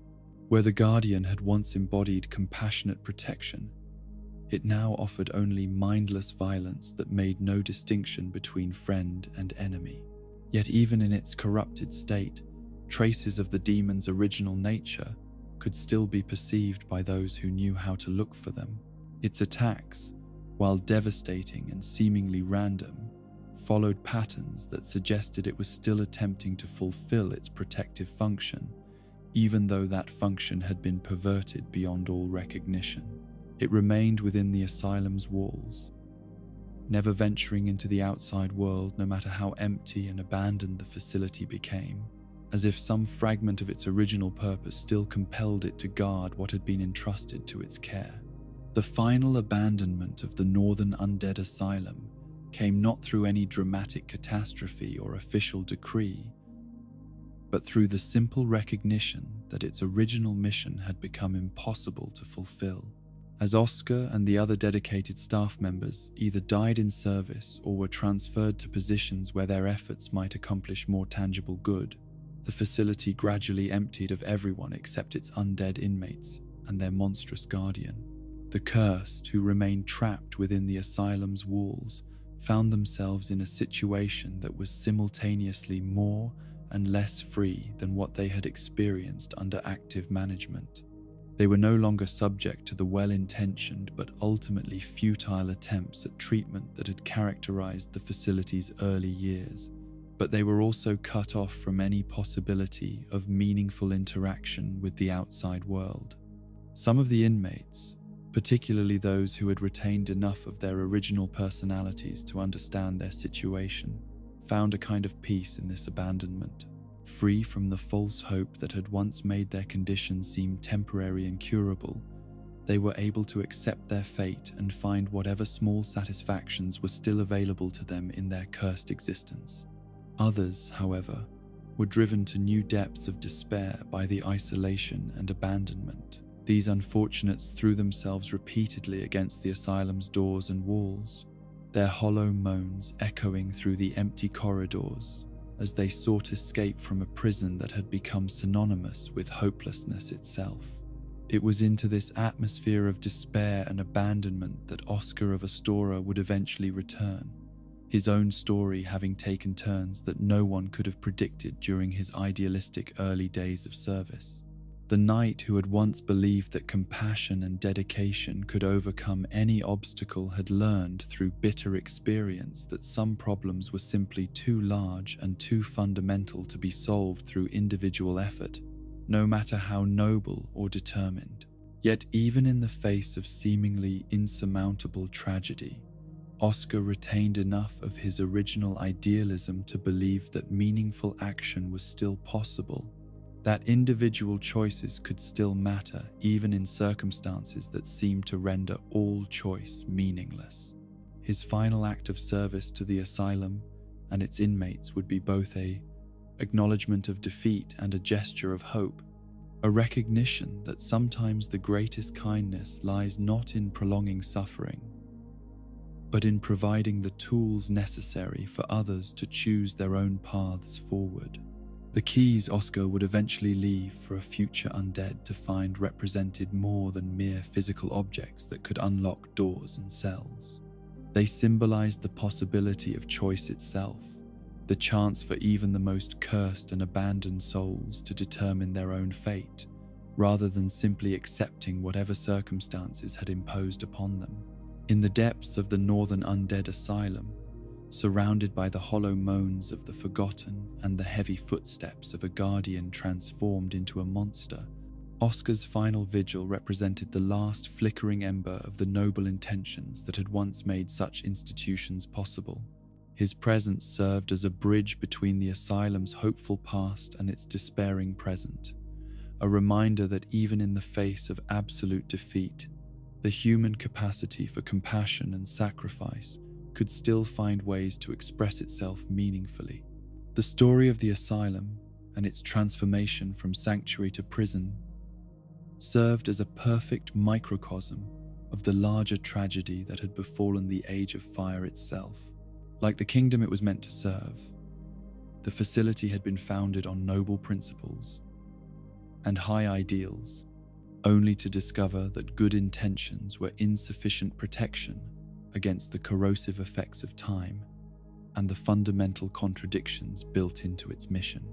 The curse of undeath that had necessitated the asylum's construction was itself merely another symptom of the larger problem that plagued Gwyn's fading realm. The desperate attempt to preserve systems and institutions beyond their natural lifespan, regardless of the suffering such preservation might cause to those trapped within them.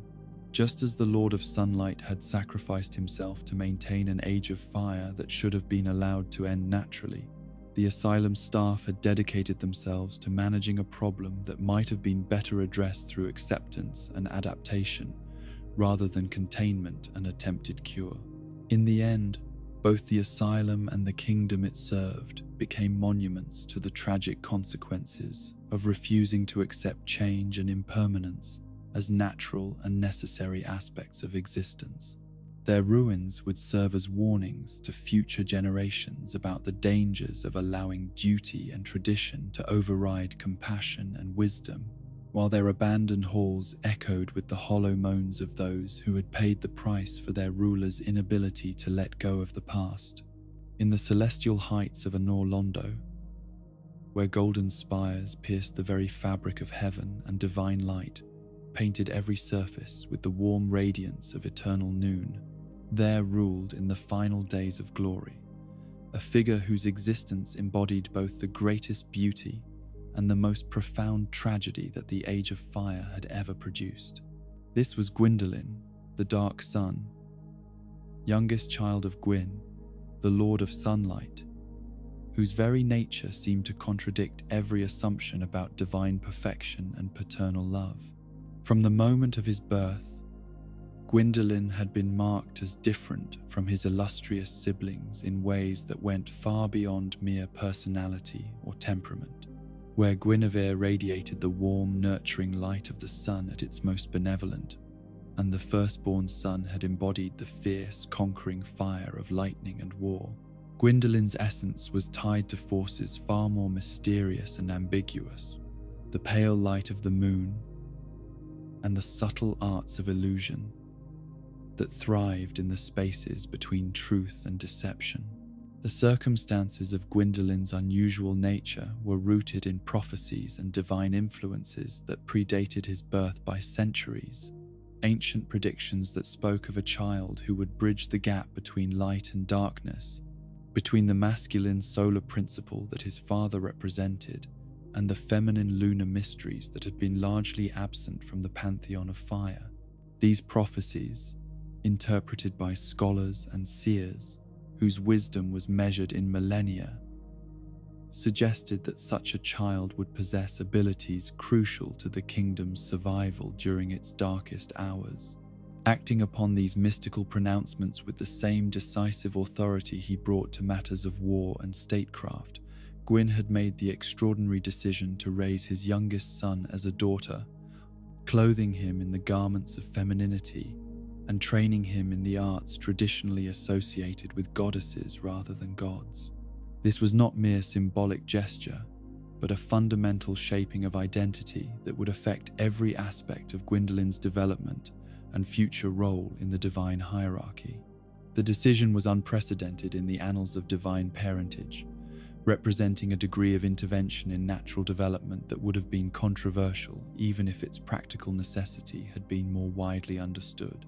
Gwyn's willingness to impose such dramatic alterations upon his own child demonstrated both the depth of his commitment to preserving his kingdom and the extent to which he was willing to sacrifice personal considerations for what he perceived as the greater good. Gwyndolin's childhood and adolescence were spent in careful isolation from the broader court, his education overseen by tutors and priests who understood the delicate nature of their charge and the importance of maintaining the elaborate fiction that surrounded his identity. He learned the arts of illusion and moon magic with an aptitude that seemed to justify his father's extraordinary decision, his natural talents flowering under careful cultivation into abilities that surpassed even the most optimistic predictions. Yet beneath the surface, success of this unusual upbringing lay currents of confusion and pain that would shape Gwyndolin's character in profound and lasting ways. The constant need to maintain a false identity, the isolation from normal social relationships, and the weight of expectations based on ancient prophecies created a personality that was simultaneously powerful and fragile, capable of incredible magical feats while remaining emotionally vulnerable in ways that his divine nature should have made impossible. As Gwendolyn matured and his abilities reached their full flowering, it became clear that his father's gamble had succeeded beyond all reasonable expectation. The young deity's mastery of illusion magic was so complete that he could reshape reality itself on a local scale, creating false images so convincing that they fooled not only mortal senses but divine perception as well. His connection to lunar forces gave him access to types of magic that complemented rather than competed with his father's solar powers, filling gaps in the kingdom's magical capabilities that had previously gone unnoticed. Most importantly, Gwendolyn possessed an intuitive understanding of the psychological and spiritual needs of mortals that his more traditionally divine siblings seemed to lack. Where Guinevere's blessing felt distant and formal despite its genuine warmth, and the firstborn son's favor came with expectations of martial glory that few could fulfill, Gwendolyn offered a form of divine interaction that felt more intimate and personally meaningful to those who sought his aid. This unique ability to connect with mortal concerns would prove crucial as the golden age of Anor Londo began its slow but inexorable decline. As Gwyn's power waned and the other gods gradually departed for distant realms and private pursuits, the burden of maintaining the kingdom's spiritual authority fell increasingly upon the shoulders of its most psychologically complex and emotionally fragile deity. The great exodus of divine beings from Anor Londo was not a single dramatic event, but a gradual process that unfolded over decades, each departure representing another crack in the foundation of the Age of Fire's claim to eternal authority. The gods and goddesses who had once considered service in the celestial city to be the highest honor gradually found reasons to seek their fortunes elsewhere, their departure justified by perfectly reasonable explanations that concealed deeper truths about their loss of faith in the system they had once proudly served. Some departed openly, announcing grand quests or important missions that would take them to distant lands for indefinite periods. Others simply faded away quietly, their presence in the great halls becoming increasingly sporadic, until one day they were simply absent without explanation. A few maintained the pretense of continued residence, while actually spending their time in hidden retreats or secret sanctuaries, appearing only for the most important ceremonies, and then disappearing again as quickly as possible. The effect of these departures on the daily life of Anor Londo was both immediate and cumulative. Halls that had once echoed with divine laughter and the music of celestial celebration gradually fell silent, their vast spaces seeming to grow larger and more oppressive as the number of beings capable of filling them with life and warmth steadily decreased. Ceremonies that had once featured dozens of participating deities were reduced to token observances performed by whoever happened to be available. Most devastating of all was the gradual realization that these departures were not temporary absences but permanent abandonments, that the gods were not simply taking extended leaves from their duties, but were actually fleeing from obligations they no longer found meaningful or bearable. The kingdom that had once represented the pinnacle of divine civilization was being rejected by the very beings who had created and sustained it. Into this growing void of authority and presence stepped Gwyndolin, his unique nature and abilities, making him perhaps the only divine being capable of maintaining even the illusion of Anor Londo's continued glory. Yet, the solution he devised was itself a testament to how far the celestial city had fallen from its original ideals, replacing genuine divine presence with magical deceptions, so elaborate that they required constant maintenance and supervision. The centerpiece of Gwyndolin's great illusion was the false Guinevere, a magical projection that maintained the appearance of the Princess of Sunlight's continued residence in her father's hall.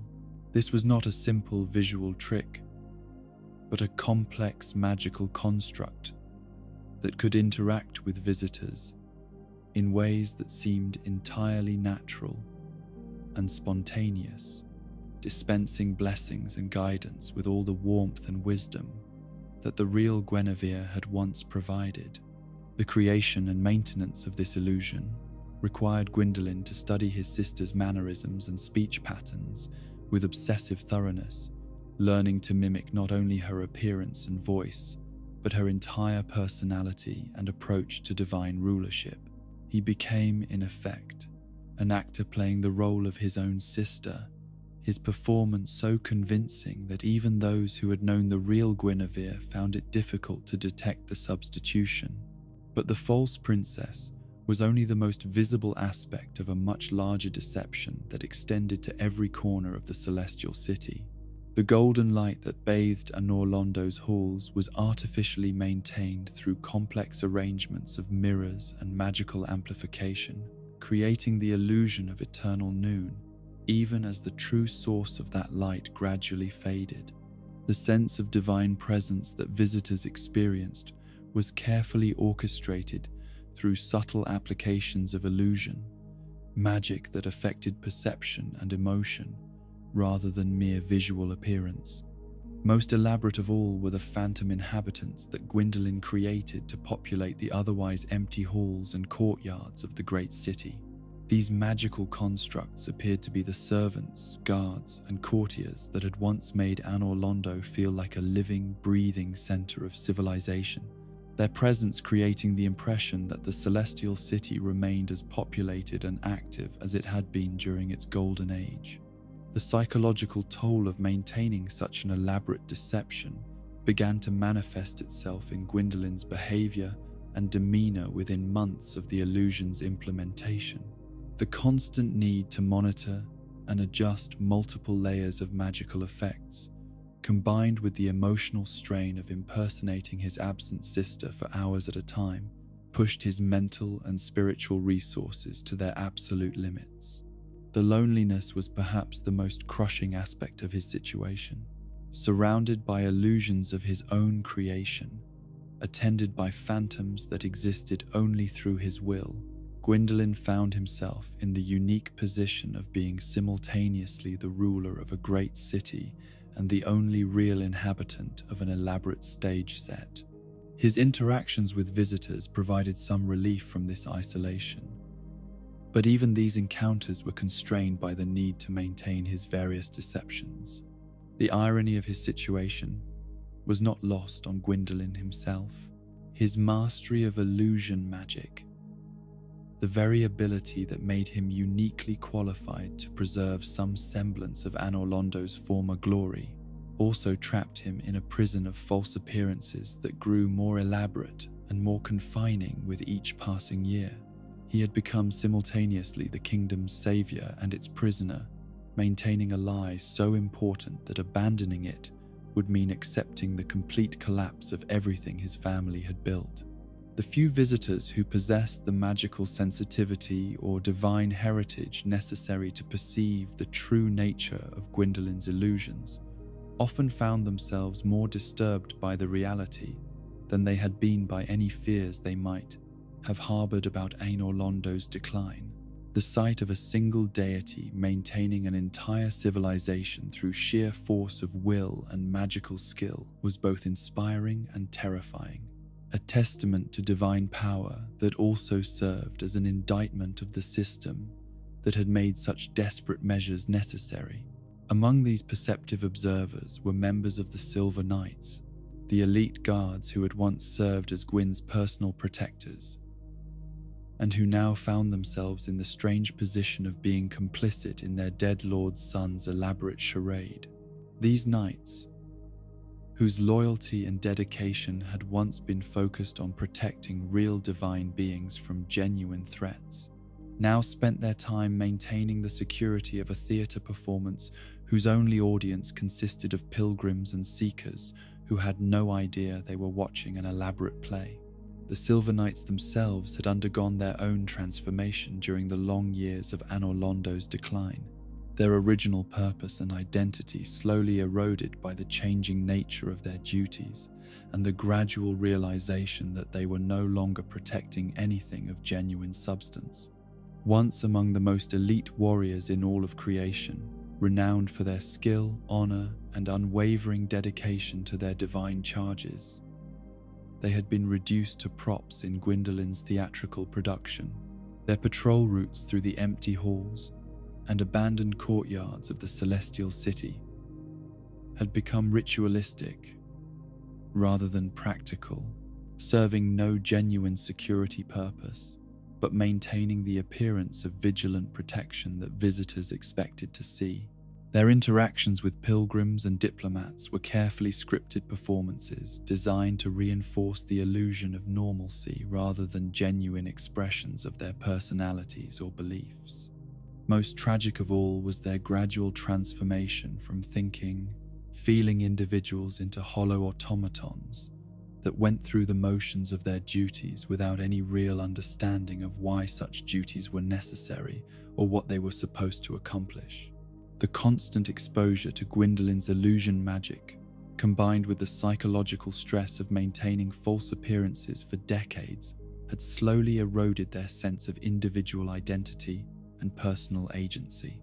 Yet even in their diminished state, traces of their original nobility and dedication remained visible to those who knew how to recognize such things. Their movements retained the precision and grace that had once made them legendary among their peers, while their equipment was maintained with the same meticulous care they had once lavished on weapons and armor that would be used in actual combat rather than theatrical display. The painting guardians who protected the entrance to the painted world represented a different but equally tragic example of how the kingdom's decline had affected those sworn to serve its interests. These silent sentinels, their faces hidden behind masks that concealed expressions of sorrow and resignation, had been tasked with preventing access to a realm that served as both sanctuary and prison for beings whose very existence posed challenges to the established order. The painted world itself was one of Anor Londo's most closely guarded secrets, a pocket dimension created through the collaborative efforts of the kingdom's greatest artists and most powerful sorcerers. Unlike the illusory elements that Gwendolyn had added to the celestial city in more recent years, the painted world was a genuine alternate reality, complete with its own landscapes, weather patterns, and indigenous life forms. The purpose of this artificial realm was both noble and morally ambiguous, serving as a refuge for beings whose nature or circumstances made them unsuitable for existence in the normal world, but whose destruction would have been unconscionable to the generally benevolent rulers of the Age of Fire. Here could be found creatures whose appearance was too disturbing for ordinary mortals to endure, individuals whose powers were too dangerous to be allowed free expression, and entities whose very existence challenged fundamental assumptions about the nature of reality. Chief among the Painted World's inhabitants was Priscilla the Crossbreed, a being whose origin story perfectly illustrated both the complexity of the moral issues involved in such forced exile and the tragic consequences of the Age of Fire's inability to accommodate diversity and difference within its rigidly ordered system. Priscilla's birth had been the result of a union that violated some of the most fundamental taboos of divine society, the coupling of a dragon and a deity that had produced offspring possessing characteristics of both species in ways that seemed impossible according to the established laws of metaphysical reproduction.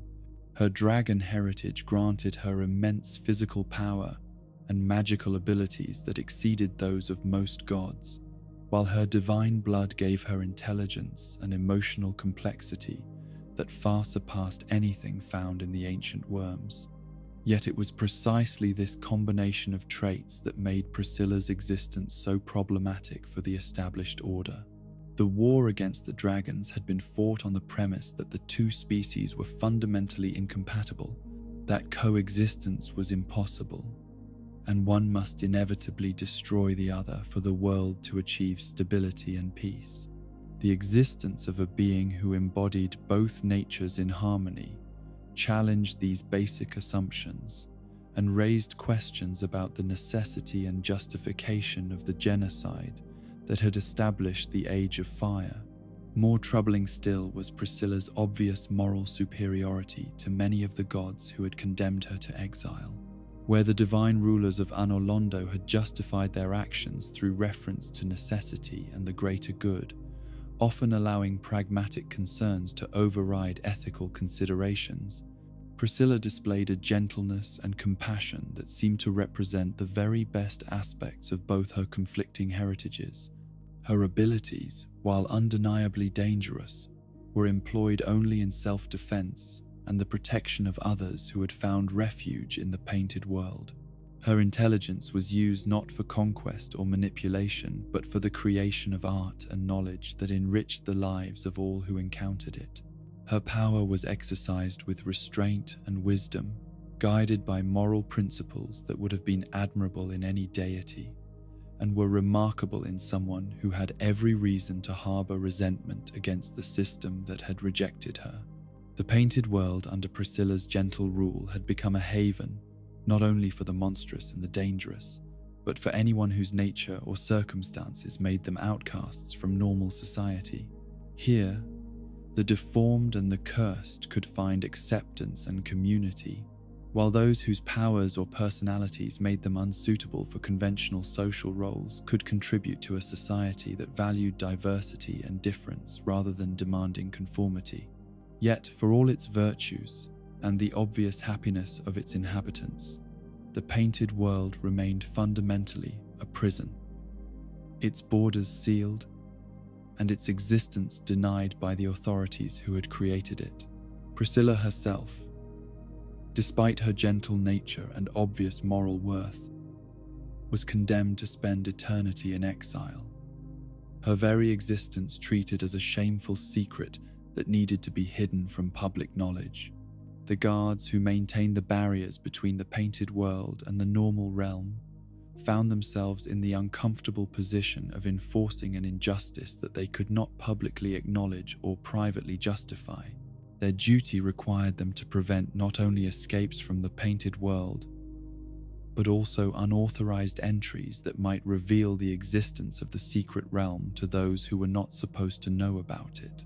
The psychological burden of maintaining such a conspiracy of silence gradually transformed these guards from proud protectors of divine justice into hollow functionaries whose only purpose was to perpetuate a system that they no longer believed in but could not abandon without betraying everything they had once sworn to uphold.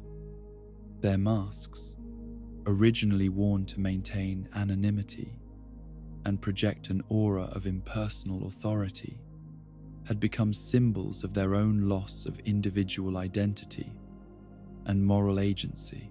In the deepest chambers of Anor Londo, far from the areas where Gwyndolin's illusions maintained the appearance of divine glory, other remnants of the Golden Age pursued their own forms of slow decay and gradual transformation into shadows of their former selves. The various servants and functionaries who had once made the celestial city function as a center of government and culture found themselves with increasingly little to do, as the reality of divine rule gave way to elaborate theatrical performance. The scribes who had once recorded the wise pronouncements of gods now spent their time copying and recopying the same documents, their work having become a meaningless ritual that served no practical purpose, but helped maintain the illusion that important governmental business was still being conducted. The craftsmen who had once created wonders of art and engineering now found themselves maintaining illusions and phantoms, their skills perverted from creation to the preservation of false appearances. Most poignant of all were the priests and clerics who had once served as intermediaries between the divine and mortal realms, their calling transformed from genuine spiritual guidance into the management of a massive deception designed to prevent mortals from realizing that the gods they worshipped had largely abandoned them. These faithful servants found themselves administering sacraments that had lost their connection to divine power and offering prayers to deities who were no longer present to hear them.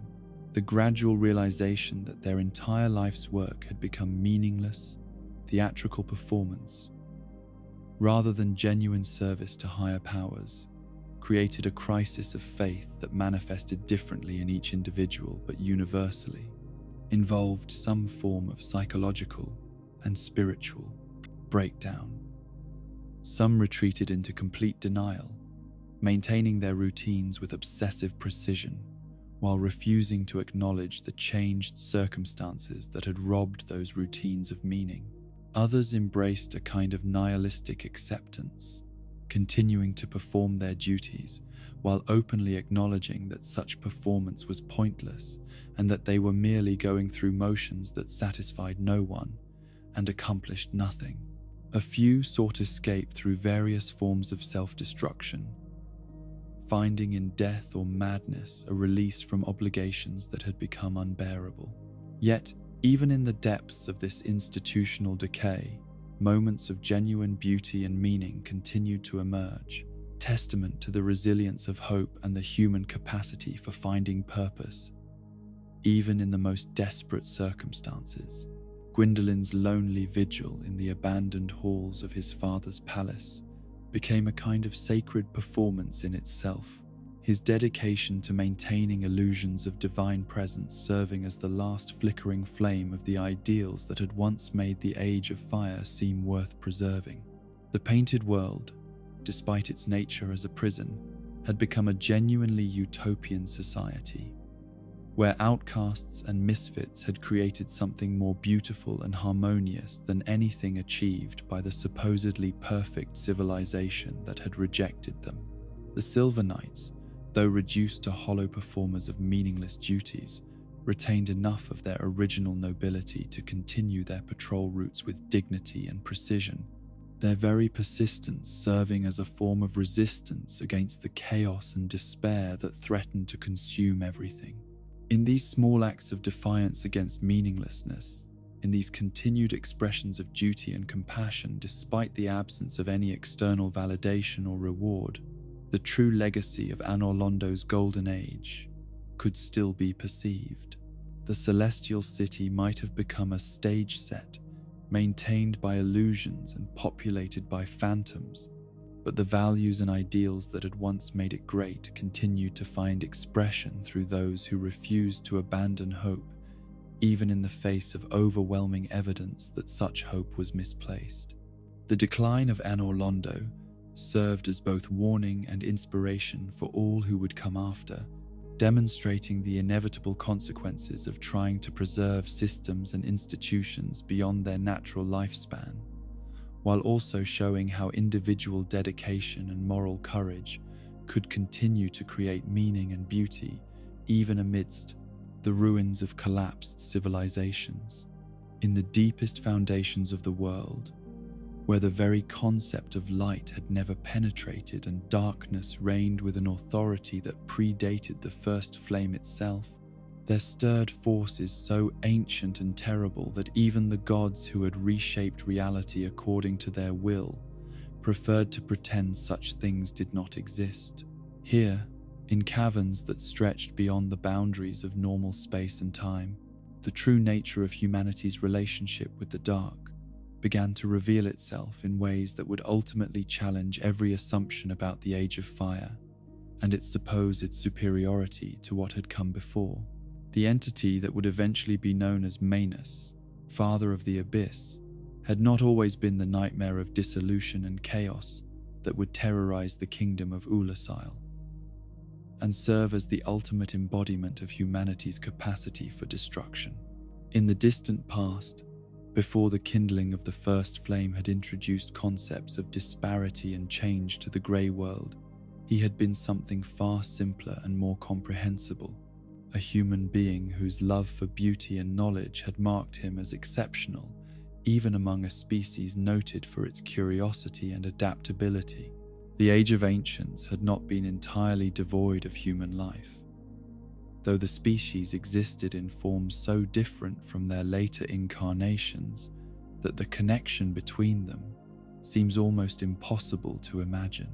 These primordial humans were creatures of the dark, not in the malevolent sense that the term would later acquire, but in the literal sense that they thrived in environments where light held no dominion, and shadows provided both shelter and sustenance. Unlike the everlasting dragons who embodied perfect stasis, or the other entities that represented various aspects of the grey world's unchanging nature, these early humans possessed a quality that set them apart from everything else in existence: the capacity for growth and change that operated not across geological ages, but within the span of individual lifetimes. They learned, they adapted, they formed relationships and created works of art and beauty that reflected their unique perspective on the world around them. Manus had been among the greatest of these ancient humans, a scholar and philosopher whose understanding of the world's hidden principles had earned him respect and admiration from his peers.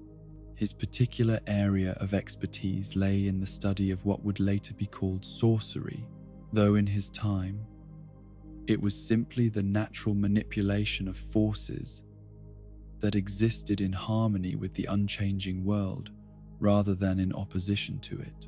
The source of Manus's eventual transformation lay not in any inherent evil or corruption within his nature, but in his possession of an artifact whose significance transcended its humble appearance. This was a simple pendant, unremarkable to casual observation, but imbued with power and meaning that made it precious beyond any material consideration. The pendant represented not wealth or status, but something far more valuable: a connection to someone beloved, a physical reminder of bonds that transcended the normal limitations of time and space. The exact nature of the relationship commemorated by this pendant has been lost to the erosion of ages, but its emotional significance to Manus was absolute and unwavering. Whether it represented romantic love, familial devotion, or some other form of deep personal connection, the pendant served as the anchor point for everything that made him an individual rather than simply another member of his species. When the first flame kindled and the Age of Fire began, bringing with it transformations that affected every corner of existence, the ancient humans found themselves changed in ways both wonderful and terrible. The dark soul that emerged from the flame's heart granted them new abilities and expanded consciousness, but it also introduced concepts of mortality and loss that their unchanging existence had never required them to contemplate. The expansion of Gwyn's kingdom and the spread of divine influence brought with it explorers and researchers who viewed the ancient human settlements not as communities to be respected, but as subjects for study and experimentation. The gods' desire to understand the nature of humanity and its relationship to the dark soul led to investigations that grew increasingly intrusive and ultimately became forms of torture disguised as scholarly inquiry. Manus found himself selected as a particularly promising subject for these investigations, his obvious intelligence and magical abilities making him seem like an ideal candidate for experiments designed to unlock the secrets of human potential. The researchers who conducted these studies convinced themselves that their work served noble purposes, that the knowledge they gained would ultimately benefit both divine and human civilizations. Yet the methods employed in these investigations bore no resemblance to legitimate scholarship or ethical research. Manus was subjected to procedures that were designed not to expand knowledge, but to break down the barriers between his conscious and unconscious mind, to force access to psychological and spiritual territories that should have remained private and protected. The torture that Manus endured was not merely physical but psychological and spiritual, targeting not just his body but the very foundations of his identity and sense of self. His captors sought to understand the nature of the dark soul by stripping away everything that made him an individual, reducing him to nothing more than a vessel for the dark power they wished to study and potentially harness. Most devastating of all was the loss of his precious pendant, taken from him by researchers who saw it as merely another artifact to be catalogued and studied, rather than recognizing its profound emotional significance. The removal of this tangible connection to his beloved destroyed something essential in Manus's psyche, creating a wound that no amount of physical healing could address. The combination of prolonged torture, psychological violation, and the loss of his most treasured possession created a transformation in Manus that exceeded anything his captors had intended or imagined possible.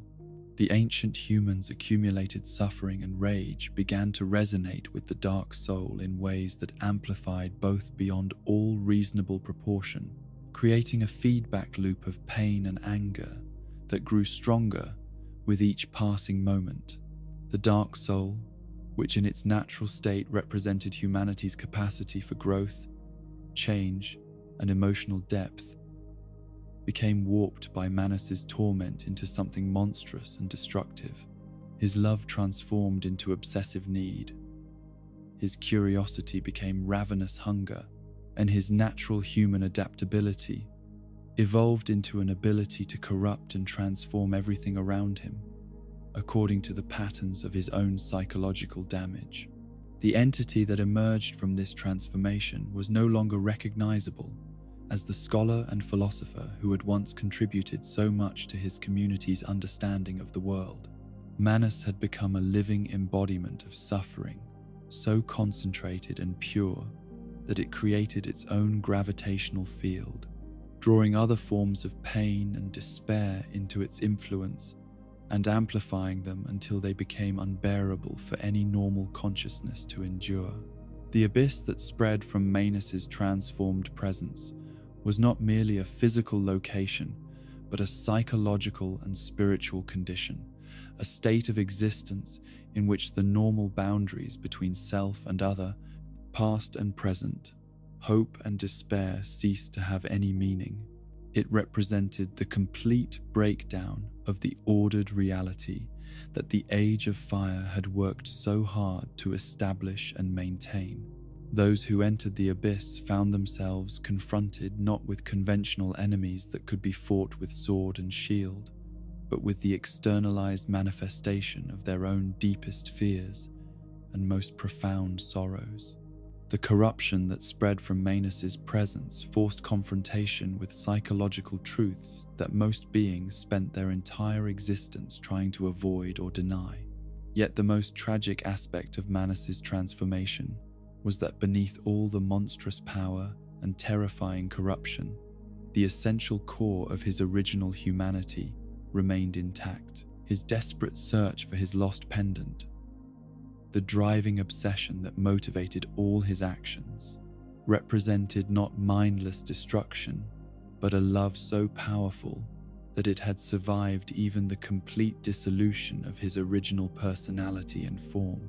The tendrils of darkness that reached out from his presence were not random attacks, but desperate attempts to recover what had been taken from him, while the corruption he spread wherever he went reflected not malevolent intent, but the psychological wounds that his torment had created. He was simultaneously the most dangerous entity in existence and its most pitiable victim, a being whose power to destroy entire kingdoms arose from love that had been perverted by suffering beyond all human endurance. The land of Ulasil, which became the primary victim of Manus's awakened fury, had once been among the most beautiful and peaceful realms in all the known world.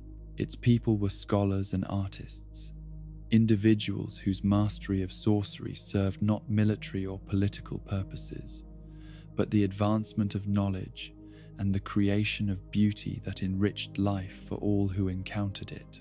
The Ulasilian approach to magic differed fundamentally from the divine sorceries practiced in Anorlondo or the primal pyromancies discovered by the Witch of Izalith, where other forms of magical practice sought to impose the caster's will upon reality through force or divine authority.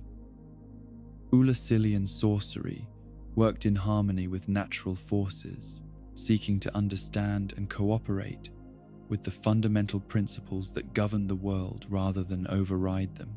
This philosophical approach to magical study had produced a civilization that was both technologically advanced and spiritually sophisticated, a society where individual achievement was balanced with communal responsibility, and where the pursuit of knowledge served the greater good rather than personal aggrandizement.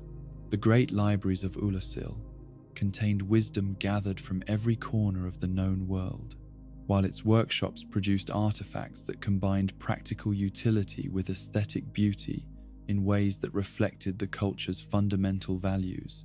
When Manus's influence began to spread through this peaceful realm, the corruption it brought was particularly devastating, precisely because it targeted the very qualities that made Ulasilian civilization so admirable. The scholars who had devoted their lives to understanding truth found themselves confronted with illusions and deceptions that made genuine knowledge impossible to distinguish from elaborate falsehood. The artists whose work had celebrated beauty and harmony were driven to create increasingly disturbing and chaotic pieces that reflected the psychological contamination spreading through their environment. The sorcerers whose spells had once served constructive purposes found their magic twisted into forms that served only destruction and despair. The transformation of Ulasil's human population was perhaps the most heartbreaking aspect of the realm's corruption. These were not warriors or conquerors who might have been expected to face such challenges with some degree of preparation, but peaceful civilians whose entire way of life had been based on cooperation and mutual support. As Manus's influence spread, and the boundaries between reality and nightmare began to dissolve, the Ulasilians found themselves changed in ways that stripped them of their essential humanity, while leaving them aware enough to understand what they had lost. Some became twisted creatures that retained fragments of human intelligence but were driven by inhuman hungers and desires. Others were transformed into beings that existed partially outside normal space and time, their consciousness scattered across multiple dimensions in ways that made coherent thought and action impossible. A few maintained their human appearance but lost their capacity for normal emotion and empathy, becoming hollow shells that went through the motions of civilized behavior, while feeling nothing but emptiness and despair. The sanctuary guardian who had once protected Ulasail's sacred grove found itself in the impossible position of watching everything it had sworn to protect slowly dissolve into chaos and madness.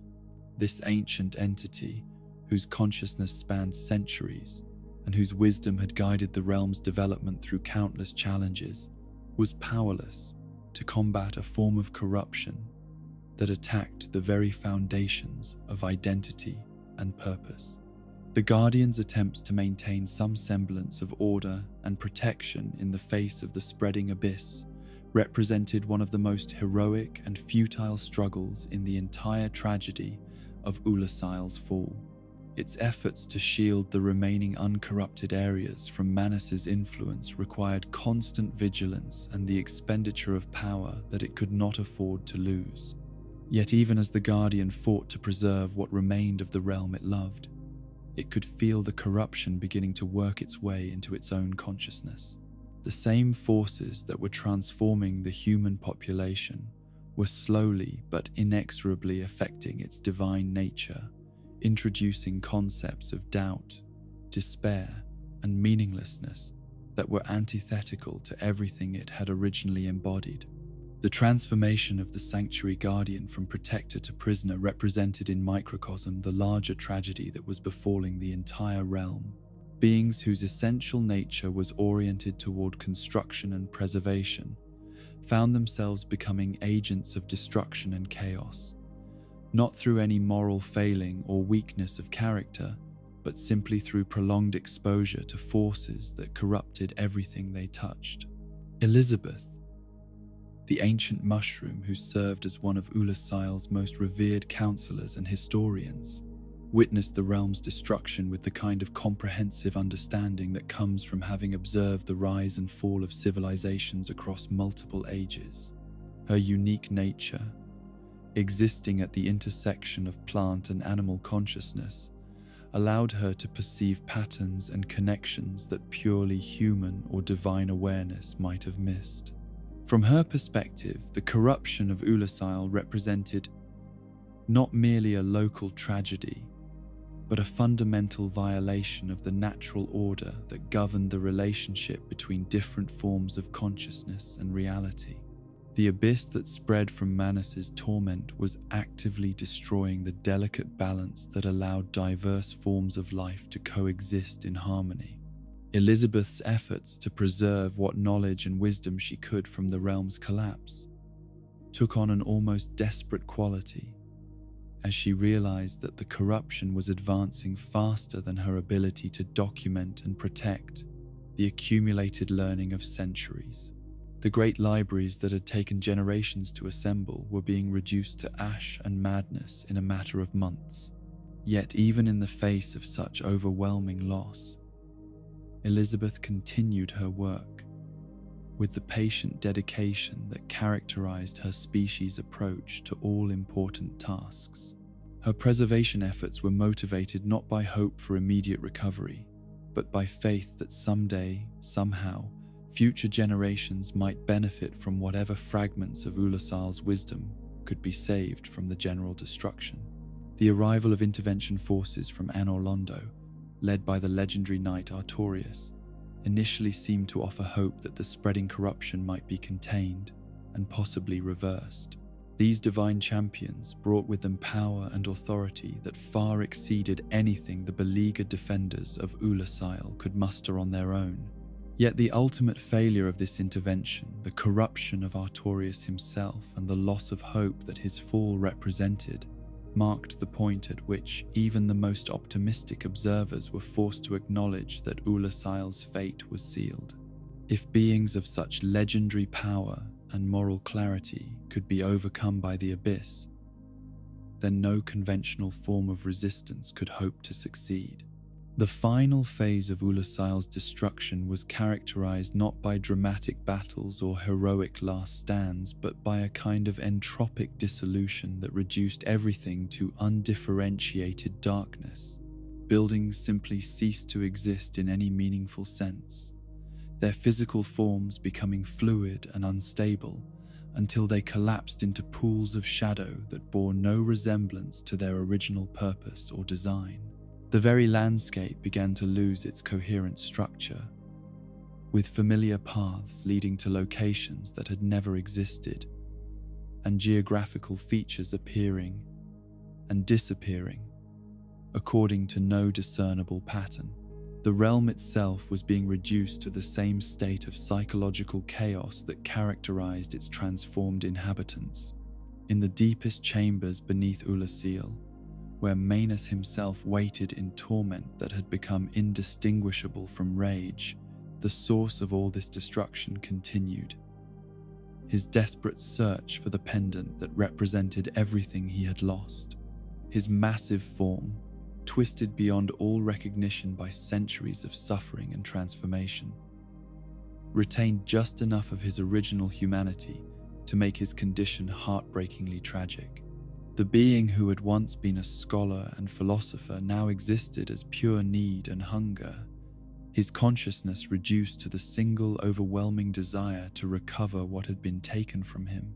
Yet this simplification of purpose, this reduction of complex personality to basic drive, somehow made his essential humanity more visible rather than less so. In Manus's endless, futile search for his lost beloved, in his rage at those who had destroyed his happiness, and in his inability to accept that what was gone could never be recovered, he embodied universal human experiences that transcended his monstrous transformation. His tragedy was not that he had become something alien and inhuman, but that he had become too human. His natural emotions and desires amplified beyond all reasonable proportion until they consumed everything around them. The daughters of Dark who emerged from fragments of Manus's shattered soul would carry aspects of his original humanity into the wider world, serving as reminders that even the most terrifying monsters were often victims of circumstances beyond their control. Their existence proved that corruption and evil were not inherent qualities, but conditions that could be imposed upon even the most noble and loving natures. The legacy of Ulasil's fall and Manus's transformation would echo through all the ages that followed, serving as a warning about the dangers of treating other beings as subjects for experimentation rather than individuals deserving of respect and compassion. The abyss that spread from his torment represented not some external evil that threatened the established order, but the inevitable consequence of that order's own cruelty and indifference to suffering.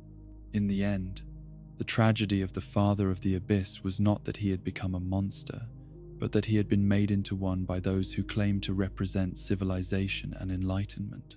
His story served as a mirror reflecting the hidden darkness that lay at the heart of the Age of Fire itself, the suffering and injustice that had been ignored or rationalized away in service of maintaining systems that benefited some at the expense of others.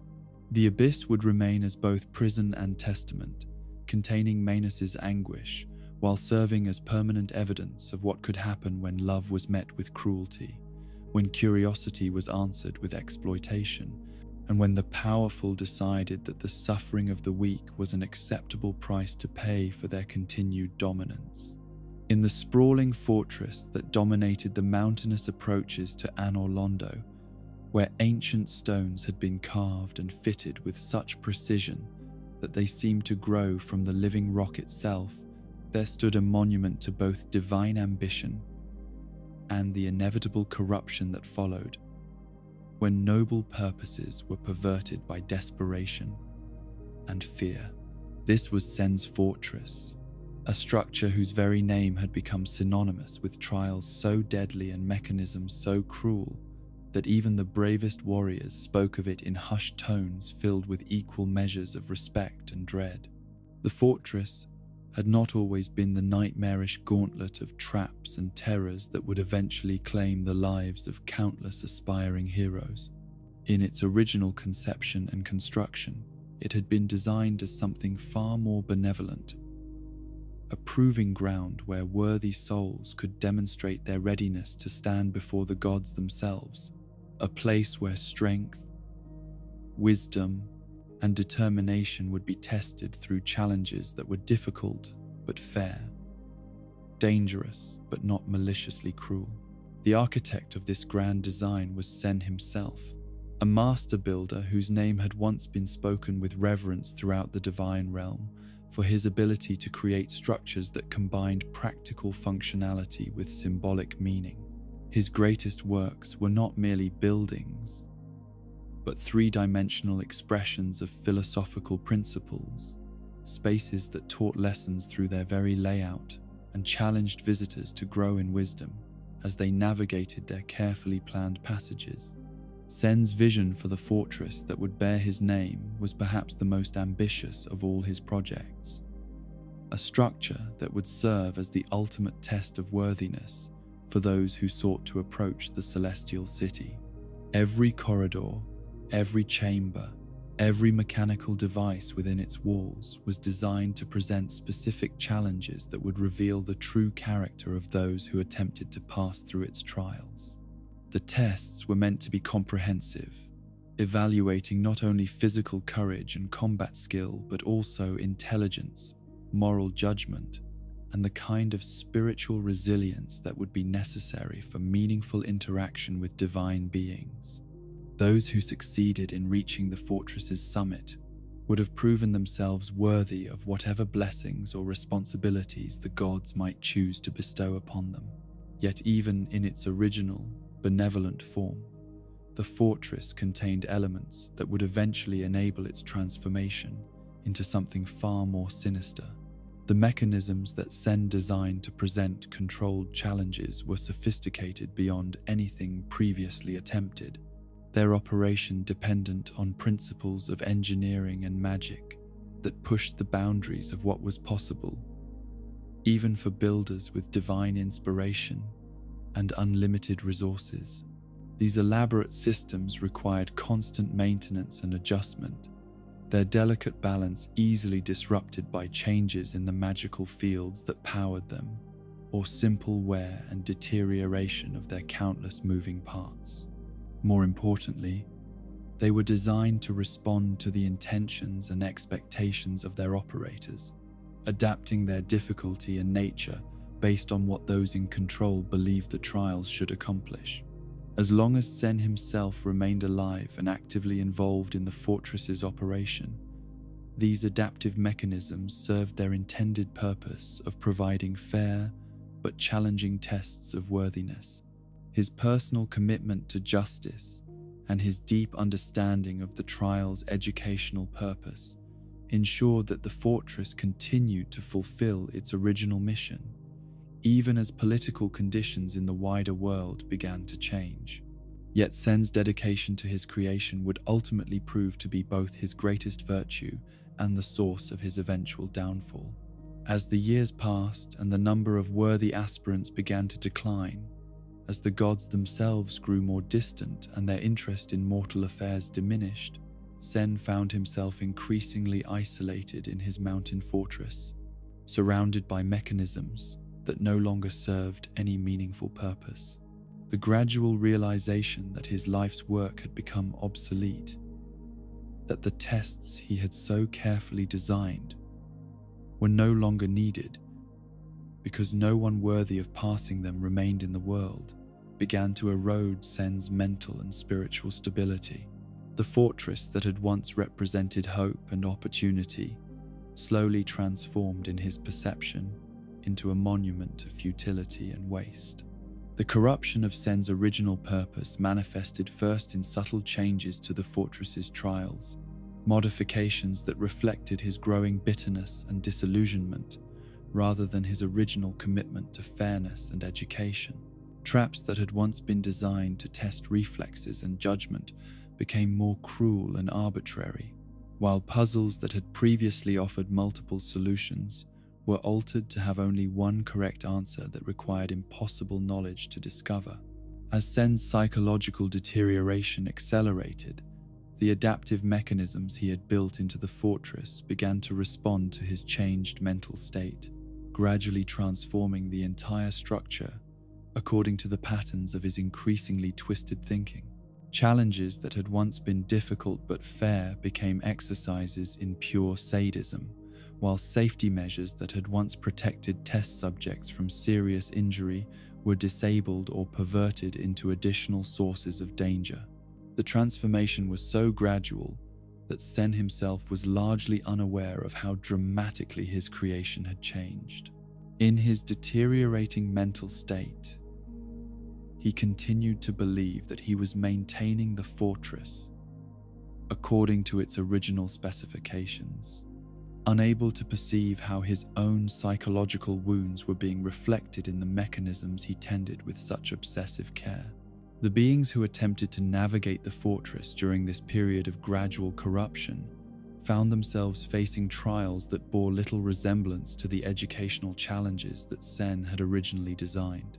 Instead of tests that revealed character and taught important lessons, they encountered elaborate death traps that seemed designed purely to cause suffering and despair.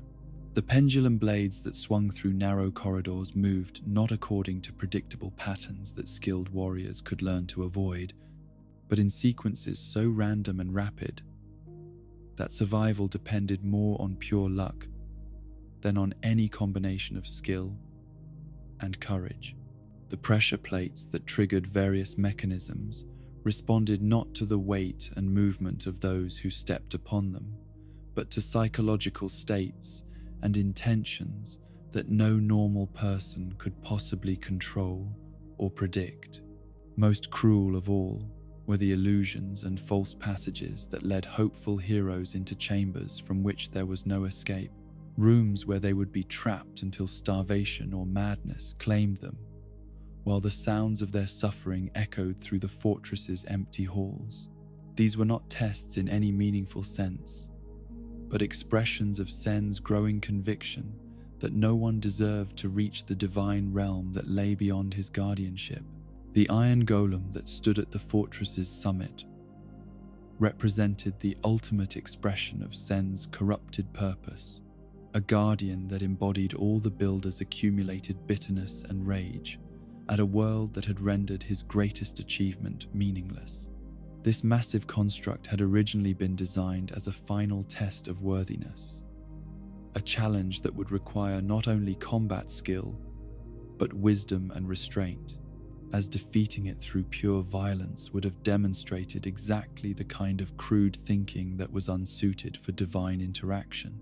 In its original form, the Iron Golem had possessed a complex intelligence that could engage visitors in conversations that were themselves forms of examination, philosophical discussions that would reveal whether the challenger possessed the depth of understanding necessary for meaningful communion with higher powers.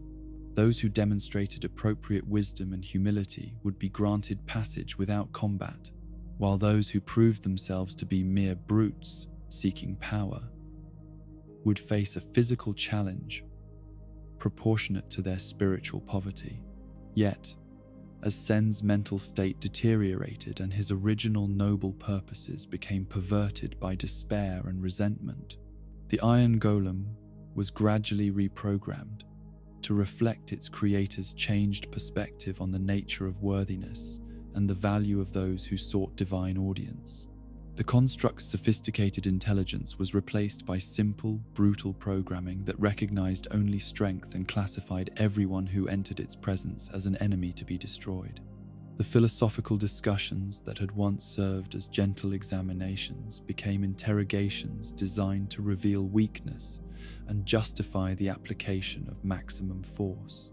The combat challenges that had once been carefully calibrated to test specific virtues became straightforward attempts at murder, with the golem employing every advantage its massive size and magical construction could provide. The tragedy of the Iron Golem's corruption was that traces of its original noble purpose remained visible to those who possessed sufficient wisdom and perception to recognize them. Its attacks, while devastating, followed patterns that suggested it was still attempting to conduct some form of examination, still trying to determine worthiness according to criteria that its damaged programming could no longer properly evaluate. The bell gargoyles that guarded the fortress's outer approaches represented a different but equally tragic example of how the institution's corruption had affected every aspect of its operation. These ancient constructs had been created not by Sen himself, but by even older builders, craftsmen whose names had been forgotten, but whose work had been incorporated into the fortress's defenses because of its obvious quality and effectiveness. Unlike the more sophisticated mechanisms that Sen had designed, the gargoyles operated according to simpler principles that had remained largely unchanged throughout the fortress's history. Their purpose was straightforward: to ring the great bells that would announce the arrival of worthy challengers and alert the fortress's guardians to prepare appropriate trials. Yet even these relatively simple constructs had been affected by the gradual corruption of their environment, their basic protective programming slowly twisted by prolonged exposure to Sen's deteriorating mental state and the magical emanations that reflected his psychological wounds. The bells they were designed to ring had been modified to produce sounds that caused madness rather than joy, while their appearance had been altered to inspire terror rather than respect. The gargoyles themselves had developed a cruel cunning that exceeded their original design specifications, learning to coordinate their attacks in ways that maximized the suffering of their targets rather than simply testing their worthiness. Their stone forms had become grotesquely exaggerated, their faces twisted into expressions of malevolent glee that bore no resemblance to the stern but fair guardians they had once been. In the deepest chambers of the fortress, where Sen himself had made his final retreat from a world that no longer valued his contributions, the master builder had become something that was simultaneously more and less than human. His prolonged isolation and obsessive focus on maintaining mechanisms that no longer served their intended purpose had transformed him from a creator of wonders into a hollow shell that existed only to perpetuate systems that had lost all meaning. Sen's physical form had become integrated with the fortress itself. His consciousness merged with the magical systems that controlled the building's countless traps and mechanisms. He was no longer a person who operated the fortress, but a component of the fortress that happened to retain fragments of human awareness and memory.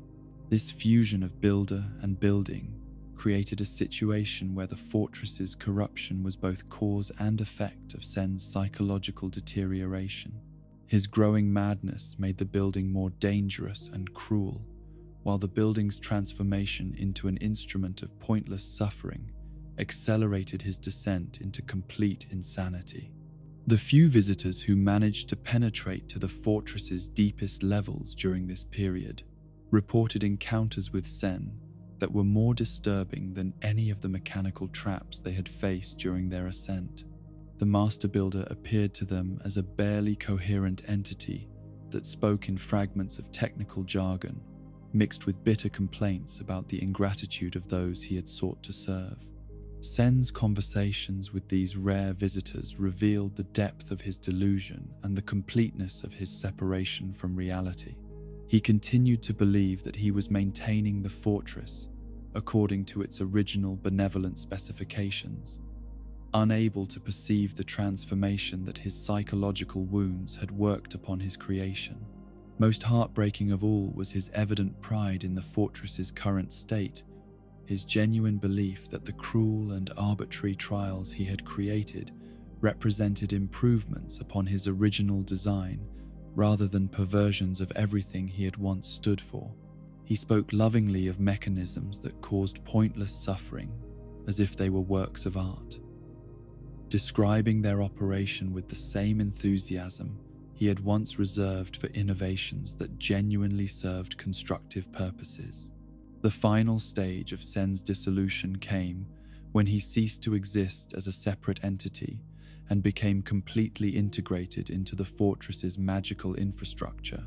His consciousness became distributed throughout the building's systems, his personality fragmenting into thousands of discrete decision-making processes that controlled individual traps and mechanisms. This distribution of identity meant that Sen was simultaneously everywhere and nowhere within the fortress, his influence felt in every corridor and chamber, while his essential self had ceased to exist in any meaningful sense.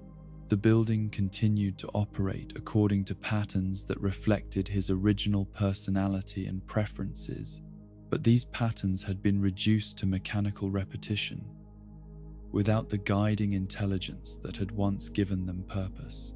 The catacombs that lay beneath the fortress represented an entirely different form of corruption, one that predated Sen's involvement and reflected the influence of forces far older and more fundamental than any individual's psychological wounds. These ancient burial chambers had been carved from the living rock during the earliest days of the Age of Fire, when the concepts of death and undeath were still new and poorly understood. The necromancer, known as Pinwheel, had discovered these catacombs during his own desperate search for knowledge that might allow him to restore what death had taken from him. His story represented perhaps the most tragic example of how love and desperation could lead even the most well-intentioned individuals down paths that ultimately served only to multiply suffering and create new forms of evil. Pinwheel had not always been the grotesque, multi-faced abomination that would eventually terrorize the catacombs with his presence.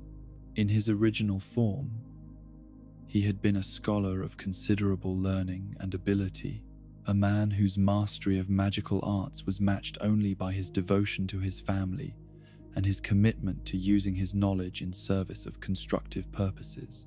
The tragedy that transformed Pinwheel from a respected academic into a desperate grave robber began with the loss of his beloved wife and cherished child, victims of a plague that had swept through their community with such sudden violence that even the most skilled healers had been powerless to prevent or treat it.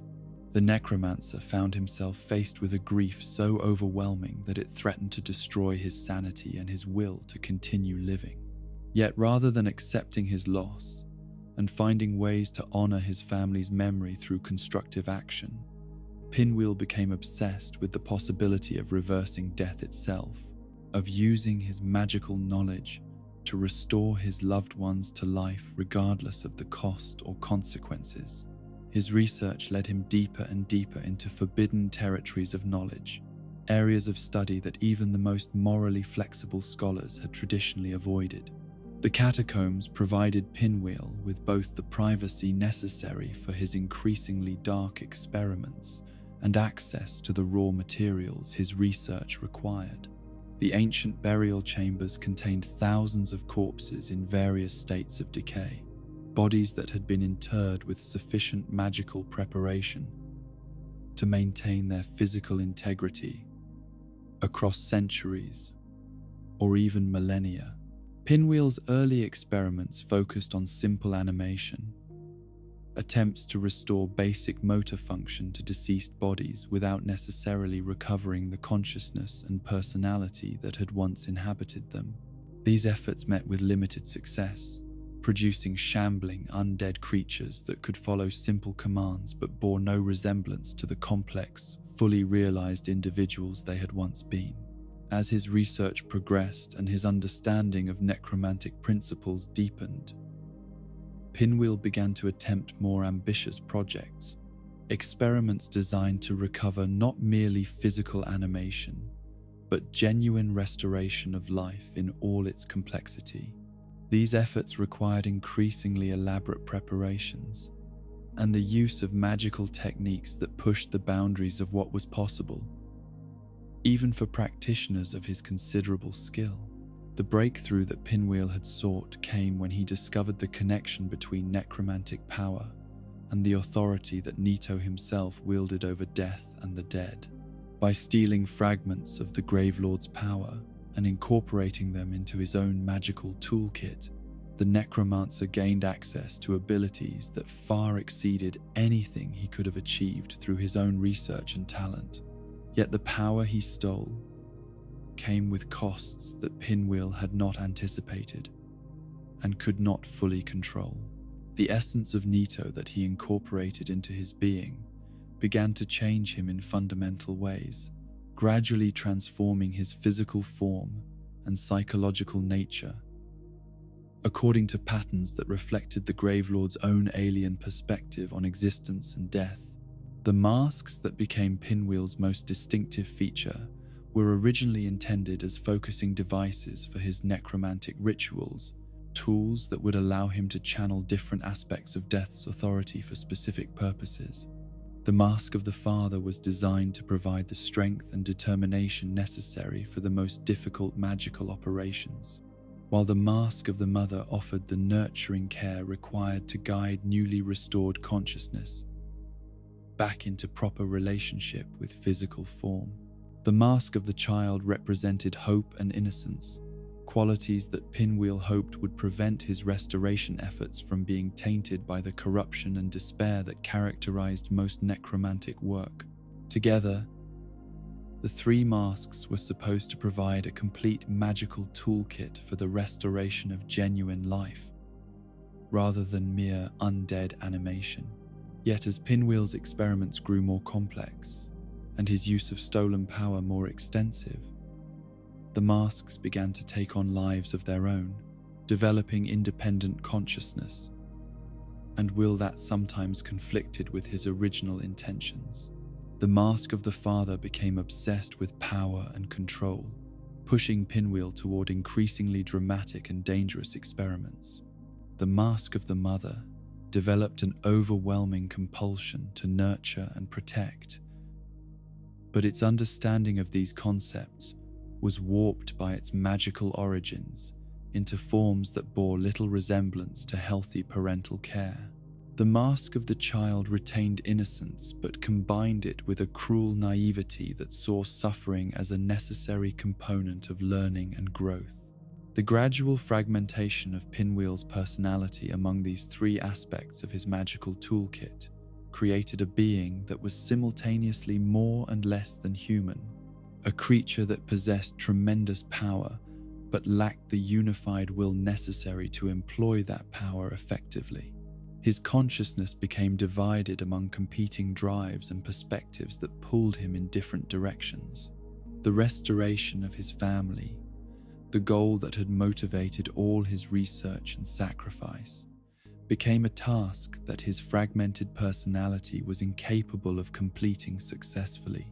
Each aspect of his divided consciousness had different ideas about what form the restoration should take and what methods would be most appropriate for achieving it. The results of his efforts were grotesque parodies of the beloved figures he sought to restore, creatures that combined fragments of their original personalities with alien elements introduced by his flawed magical processes. These abominations retained enough resemblance to his wife and child to be recognizable, but their behavior and nature were so fundamentally altered that they caused Pinwheel more suffering than comfort. Yet his fragmented consciousness prevented him from accepting the failure of his efforts or abandoning the research that had already cost him so much. Each aspect of his personality continued to pursue its own version of the restoration project, creating an endless cycle of experimentation that produced only increasingly disturbing results. The catacombs themselves became warped by Pinwheel's presence and the magical energies he employed in his research, their ancient stone walls developing a malevolent intelligence that reflected his frustrated desires and accumulated despair. The burial chambers that had once been places of peaceful rest became laboratories where the boundary between life and death was violated with casual indifference to the suffering such violations caused.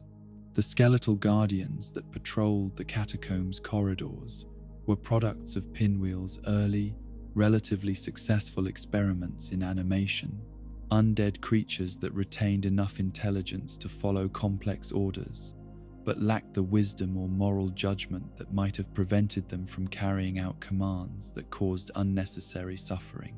These guardians served not only as protectors of Pinwheel's research, but as a kind of army that he hoped might eventually be employed in service of grander schemes for transforming the relationship between life and death throughout the wider world. Yet their mindless obedience and lack of creative intelligence made them unsuitable for any purpose more complex than simple violence. In the deepest chambers of the catacombs, where Pinwheel conducted his most ambitious and dangerous experiments, the very air had become thick with magical emanations that made normal breathing difficult and clear thinking nearly impossible. Visitors to these chambers reported experiencing hallucinations and false memories that seemed designed to break down their sense of individual identity and make them more susceptible to necromantic influence. The necromancer himself had become a barely recognizable shadow of his original form, his body twisted by the stolen power he employed, and his mind fragmented among the competing personalities represented by his 3 masks.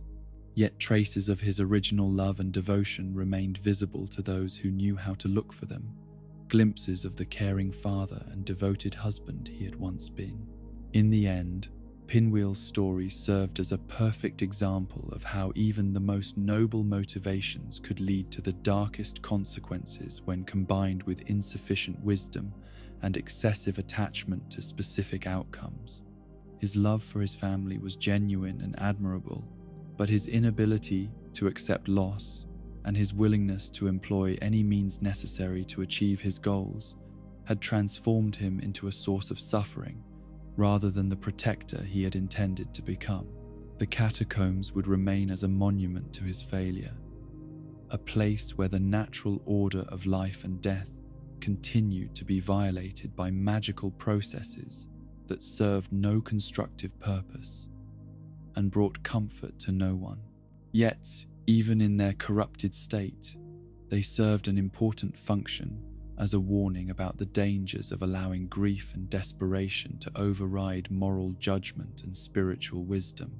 In the deepest chambers beneath the demon ruins, where the very stones wept with heat that had endured for centuries, and the air itself shimmered with energies that predated the rise of civilizations, there lay the final, most tragic remnant of what had once been the greatest magical experiment in the history of the world. This was the Bed of Chaos, a name that spoke to both the noble intentions that had motivated its creation and the catastrophic failure that had transformed hope into horror, love into destruction, and the pursuit of life into the genesis of death. The being that had become the Bed of Chaos had not always been the twisted amalgamation of flesh, flame, and desperate maternal instinct that would eventually terrorize all who approached the heart of the demon ruins. She had once been the Witch of Izalith, a figure whose mastery over the primal forces of fire had made her one of the most powerful and respected entities in all of existence, a mother whose love for her children had motivated achievements that seemed to rival the works of the gods themselves. In the earliest days of the Age of Fire, when the first flame burned bright and the possibilities for creation seemed limitless, the witch had discovered within the flame's heart one of the great Lord Souls, a fragment of pure power that resonated with her essential nature in ways that seemed almost too perfect to be coincidental. This was the Lord Soul of life, an aspect of the flame that embodied not the destructive potential of fire, but its capacity to nurture, to sustain, and to create new forms of existence from the raw materials of possibility. Under the witch's guidance, this life-giving fire had flourished in ways that transformed entire regions of the world, turning barren landscapes into gardens of incredible beauty and diversity. Her realm had become a paradise where every form of life could find its perfect expression, where the creative potential of fire was channeled into endeavors that enriched existence for all who encountered them. The witch's daughters had inherited various aspects of their mother's gift, each developing her own unique relationship with the life-giving flames that were their family's legacy. Some became masters of healing arts that could mend wounds and cure diseases that had previously been considered beyond all help. Others specialized in the creation of new life forms, fantastic creatures whose beauty and utility exceeded anything found in the natural world. The fair lady, perhaps the most gifted of all the witch's children, had developed an empathy so profound that she could literally take the suffering of others into herself, absorbing their pain and transforming it into healing energy that could restore both body and spirit. Her willingness to bear the burdens of those around her made her beloved throughout the realm and beyond. Yet even in the midst of this golden age of creativity and growth, signs of trouble had begun to appear that would eventually lead to the catastrophe that destroyed everything the witch had built. The first flame, source of all the power that made their achievements possible, was beginning to show subtle signs of decline that only the most sensitive observers could detect. The changes were almost imperceptible at first, manifesting as nothing more than slight variations in the flame's color or minor fluctuations in the energy it provided.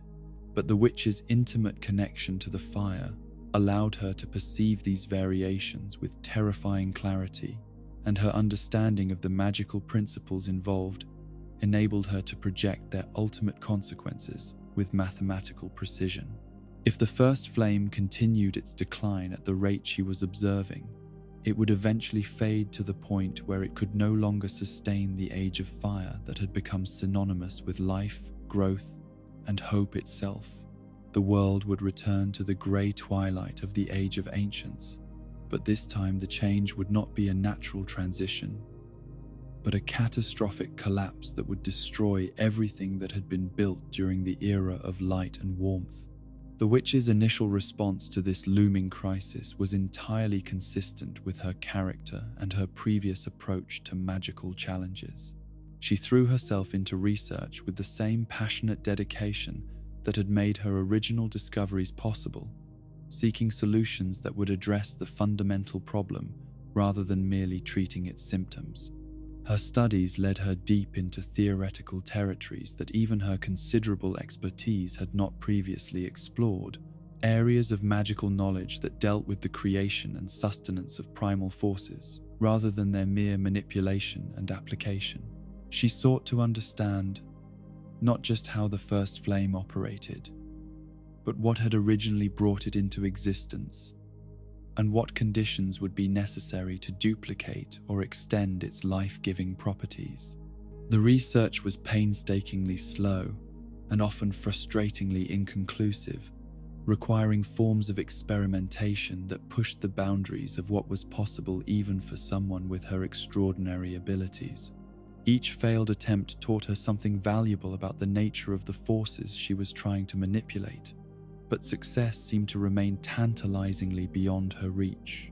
As the flame's decline accelerated and the signs of the approaching crisis became too obvious to ignore, the witch found herself facing a terrible choice between accepting the inevitable end of everything she had worked to create, or attempting a desperate gamble that might save the Age of Fire, but carried risks so enormous that even she could not fully calculate their potential consequences.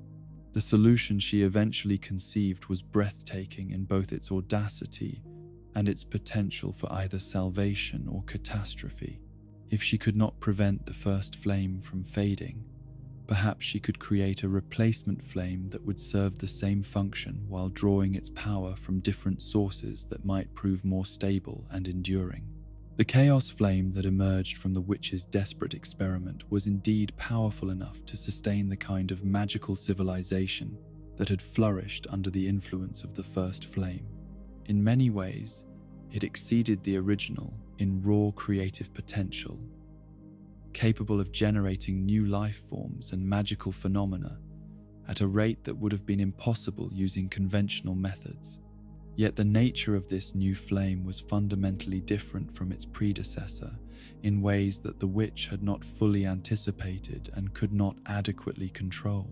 Where the first flame had embodied a kind of cosmic order that balanced creation with destruction, growth with decay, hope with acceptance, the chaos flame represented pure creative force, without the moderating influences that made sustainable civilization possible.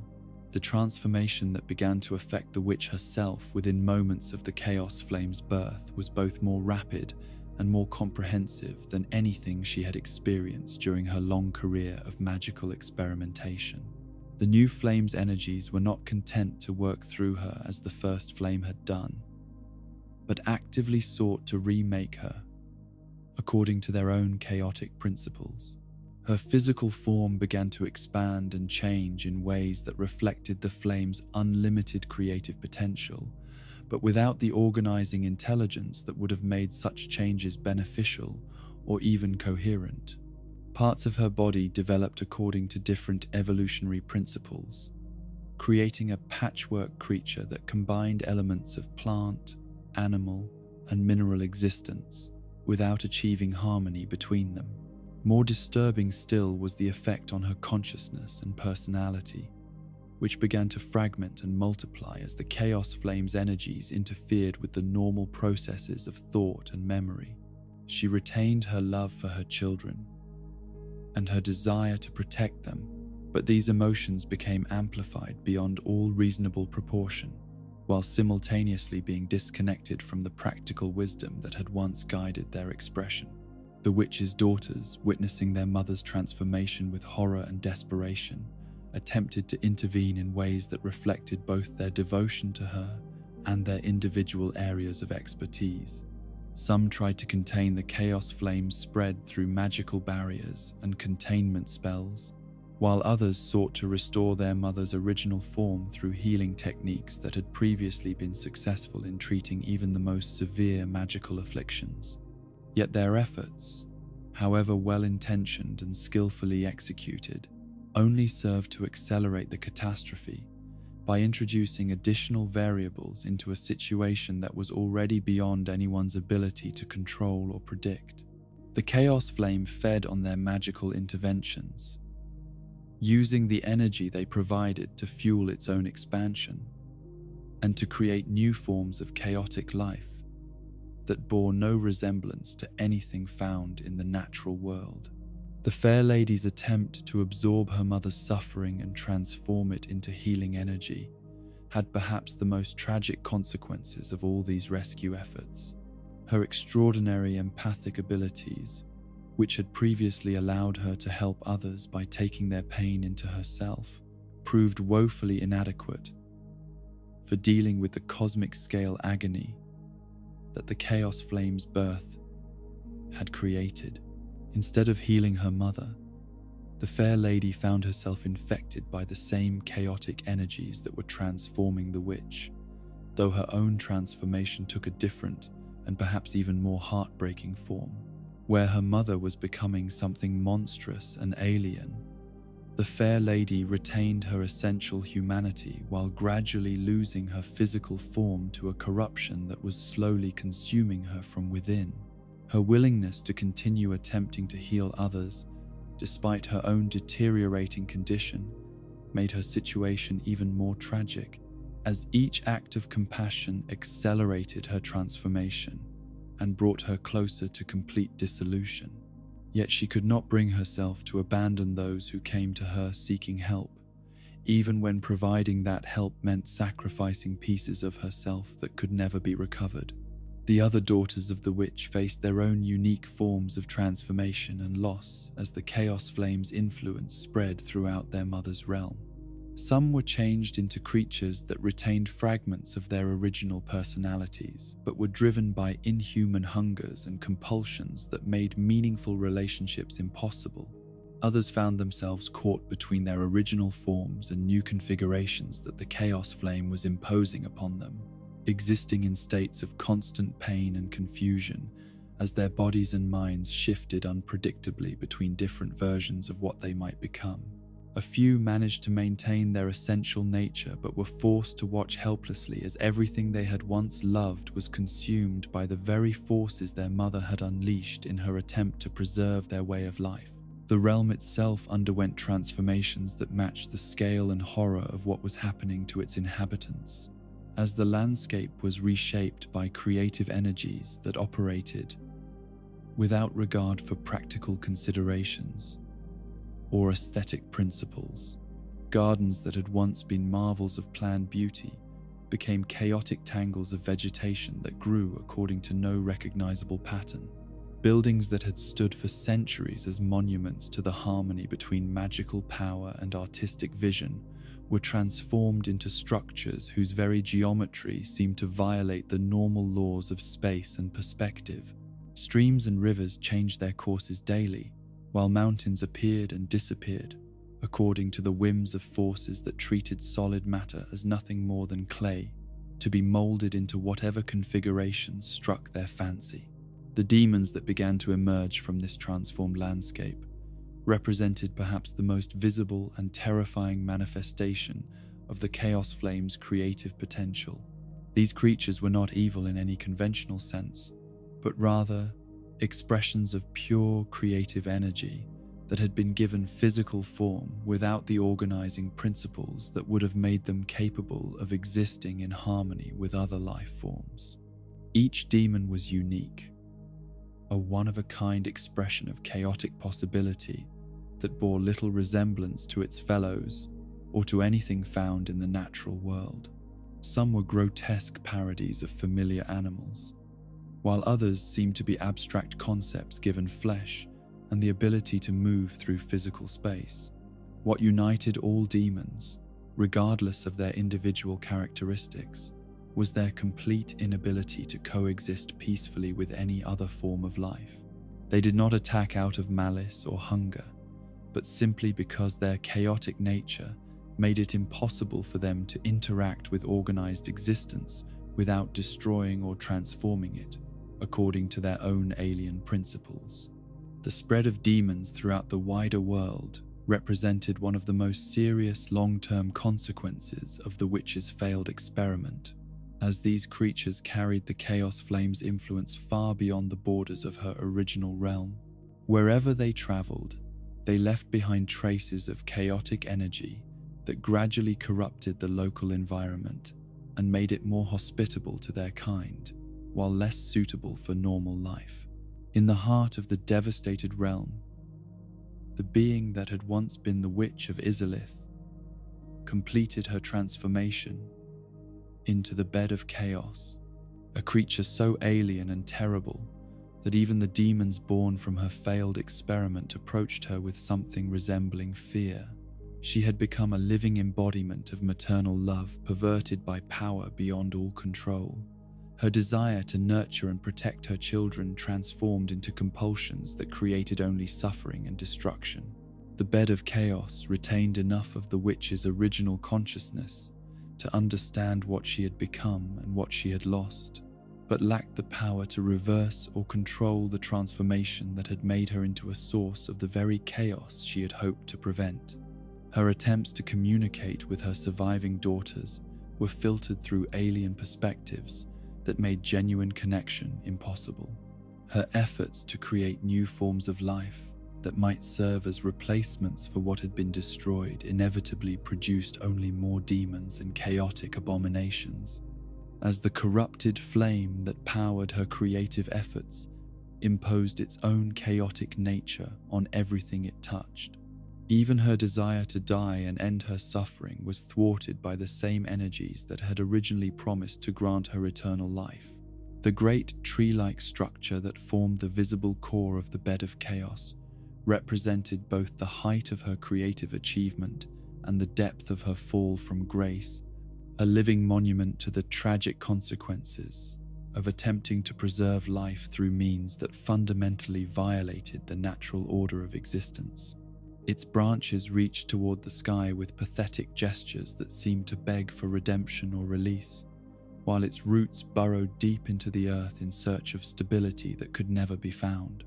In the chamber's depths, where the witch's original consciousness remained trapped within the alien form she had become, her thoughts continued to circle around the children she had sought to protect and the realm she had hoped to preserve. The knowledge that her efforts had achieved the opposite of everything she had intended was perhaps the cruelest aspect of her transformation, a psychological torment that exceeded even the physical agony of her corrupted existence. Yet even in this state of ultimate corruption and failure, traces of her original nobility and love remained visible to those who possessed sufficient wisdom and compassion to perceive them.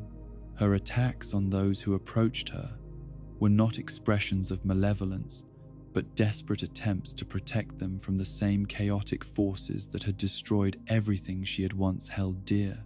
The mercy that would eventually be granted to the bed of chaos through her destruction represented not victory over evil, but the compassionate ending of suffering that had endured far beyond all reasonable limits.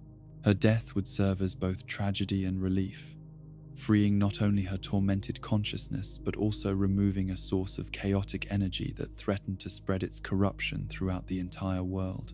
The legacy of the Witch of Izalith would serve as a permanent reminder of the dangers inherent in attempting to solve fundamental problems through applications of raw power rather than wisdom and acceptance. Her story demonstrated that even the most noble intentions could lead to catastrophic consequences when combined with insufficient understanding of the forces being manipulated and unwillingness to accept natural limits and endings. In the deepest chambers of the kiln of the first flame, where the original fire that had sparked the Age of Fire continued to burn, despite centuries of gradual decline, there waited a figure whose presence embodied both the greatest triumph and the most tragic failure that divine rulership had ever produced. This was Gwyn, Lord of Cinder, the hollow remnant of the once mighty king who had sacrificed everything to preserve a world that perhaps should have been allowed to change naturally. The being that awaited challenges in that primordial furnace bore little resemblance to the glorious Lord of Sunlight who had once ruled from the celestial heights of Anor Londo, whose radiance had illuminated entire kingdoms, and whose wisdom had guided the development of civilizations across multiple continents.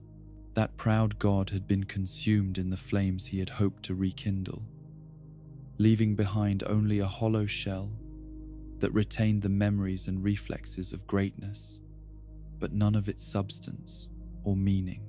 The Lord of Cinder's transformation from divine ruler to mindless guardian represented the ultimate expression of duty perverted by desperation and noble sacrifice, corrupted by an inability to accept change and loss. He had willingly destroyed himself to preserve the Age of Fire, but in doing so, had created a situation where that preservation served no purpose beyond the perpetuation of suffering. His presence in the kiln served as both protection for the flame he had died to rekindle and testament to the futility of trying to prevent natural endings through applications of will and power alone. He would attack anyone who approached the first flame not out of malice or even conscious choice, but from simple mechanical repetition of behaviors that had once served important purposes, but now existed only as empty ritual. The battle that would eventually be fought in that ancient chamber would represent not a conflict between good and evil, but a confrontation between the dying past and the uncertain future, between the comfort of familiar suffering and the terror of unknown possibility. The Lord of Cinder's defeat would mark not the victory of light over darkness, but the final acceptance that some forms of love are so possessive and fearful that they must be overcome for genuine healing to become possible. In the end, all these tragic figures, the bed of chaos, the Lord of Cinder, and all the corrupted guardians and fallen heroes whose stories had led to this moment, would serve as reminders that the greatest enemies are often not external forces of evil, but the internal refusal to accept change, loss, and the natural cycles that make renewal possible. Their defeats would represent not conquests, but acts of mercy, freeing tormented souls from prisons of their own making while opening pathways to futures that fear and attachment had made impossible to imagine. The cycle would continue, as cycles must, but perhaps with greater wisdom about the differences between preservation and stagnation, between love and possession, between the courage to fight for what matters and the wisdom to know when fighting only prolongs suffering. In the ashes of the old world, new possibilities would eventually take root, nurtured by the understanding that endings, like beginnings, are sacred parts of existence that deserve acceptance rather than resistance. And so we reach the end of these ancient tales, though in truth there is no ending in the world of Dark Souls, only cycles within cycles, flames that kindle and fade, and souls that pass from one bearer to the next like torches carried through an endless night. Each boss we have encountered tonight was once something more than the hollow shell or corrupted guardian that challenged those who would link the fire. They were heroes and kings, protectors and seekers, mothers and children whose transformation reminds us that in a world touched by curse and flame, nobility and monstrosity are separated by the thinnest of margins. The everlasting dragons, in their perfect stone-scaled immortality, represented a kind of existence that knew neither growth nor decay, neither hope nor despair. Yet even their eternal stasis could not protect them from the jealousy of Seath the Scaleless, whose desperate hunger for acceptance would provide the key to their species' destruction. In his crystalline madness, we see reflected our own fears of inadequacy and our willingness to betray everything we claim to love in pursuit of belonging that always remains just beyond our grasp. Gravelord Nito, who emerged from the grey world as the first being to understand death as transformation rather than ending, became the administrator of endings in an age that desperately sought to avoid them. His story teaches us that even the most fundamental forces of nature can be corrupted when pressed into service of systems that have outlived their purpose. The patient geology of ages became the impatient hunger of undeath, grinding bones to dust not for renewal but for its own mechanical satisfaction. Gwyn, the Lord of Sunlight, whose radiance once illuminated entire kingdoms and whose wisdom guided the greatest achievements of the Age of Fire, showed us how even the most noble intentions can lead to the darkest consequences when motivated by fear of change rather than acceptance of life's natural rhythms. His transformation into the Lord of Cinder represents the ultimate tragedy of love that cannot let go, protection that becomes imprisonment, and sacrifice that serves only to prolong suffering rather than prevent it. The Witch of Izalith, driven by maternal love to attempt the impossible recreation of the first flame, became the bed of chaos through her refusal to accept that some forms of ending might be necessary and even beneficial. Her daughters, each blessed with gifts that could have enriched the world, were dragged down into corruption by their mother's inability to distinguish between preservation and stagnation. In their twisted forms, we see the price that others pay when our fear of loss overrides our commitment to wisdom and restraint. The champions who served these great lords Artorias with his perfect moral certainty, Ornstein with his unwavering loyalty, Smuff with his desperate hunger for acceptance, all discovered that virtue without wisdom is merely another form of blindness. Their corruption and fall serve as warnings that dedication to duty must be balanced with understanding of purpose, that courage without compassion becomes mere violence, and that the desire to belong can lead us to embrace the very darkness we claim to oppose. In the Northern Undead Asylum, we witnessed how institutions founded on noble principles inevitably decay when those principles are no longer supported by genuine understanding and commitment. The asylum demon, once a benevolent guardian spirit, became a mindless engine of destruction as the facility it protected transformed from sanctuary into prison. Oscar of Astora, maintaining his vigil among the forgotten and abandoned, reminds us that sometimes the greatest heroism lies not in grand gestures, but in quiet persistence in the face of seemingly hopeless circumstances. Gwendolyn's lonely maintenance of illusions in the empty halls of Ain Londo shows us the psychological cost of preserving systems that no longer serve any genuine purpose. His sacrifice of personal identity and authentic relationships in service of maintaining false appearances demonstrates how easily duty can become its own form of prison, trapping us in roles that prevent growth and healing.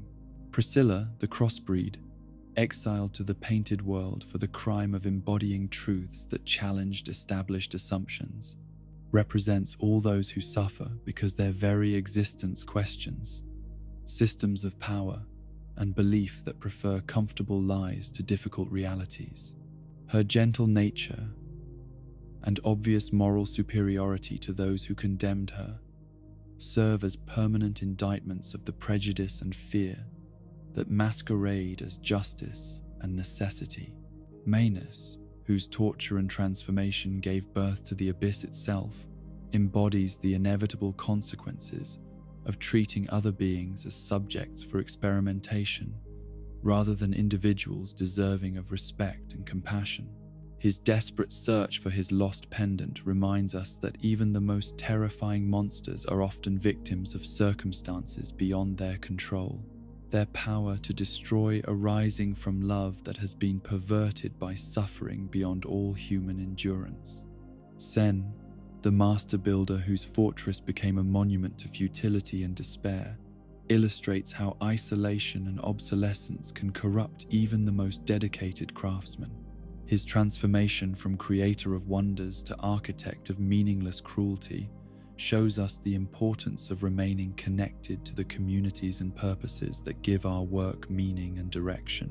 Pinwheel, the necromancer whose grief drove him to steal power from death itself, demonstrates the tragic consequences of refusing to accept loss and the natural boundaries that make existence meaningful.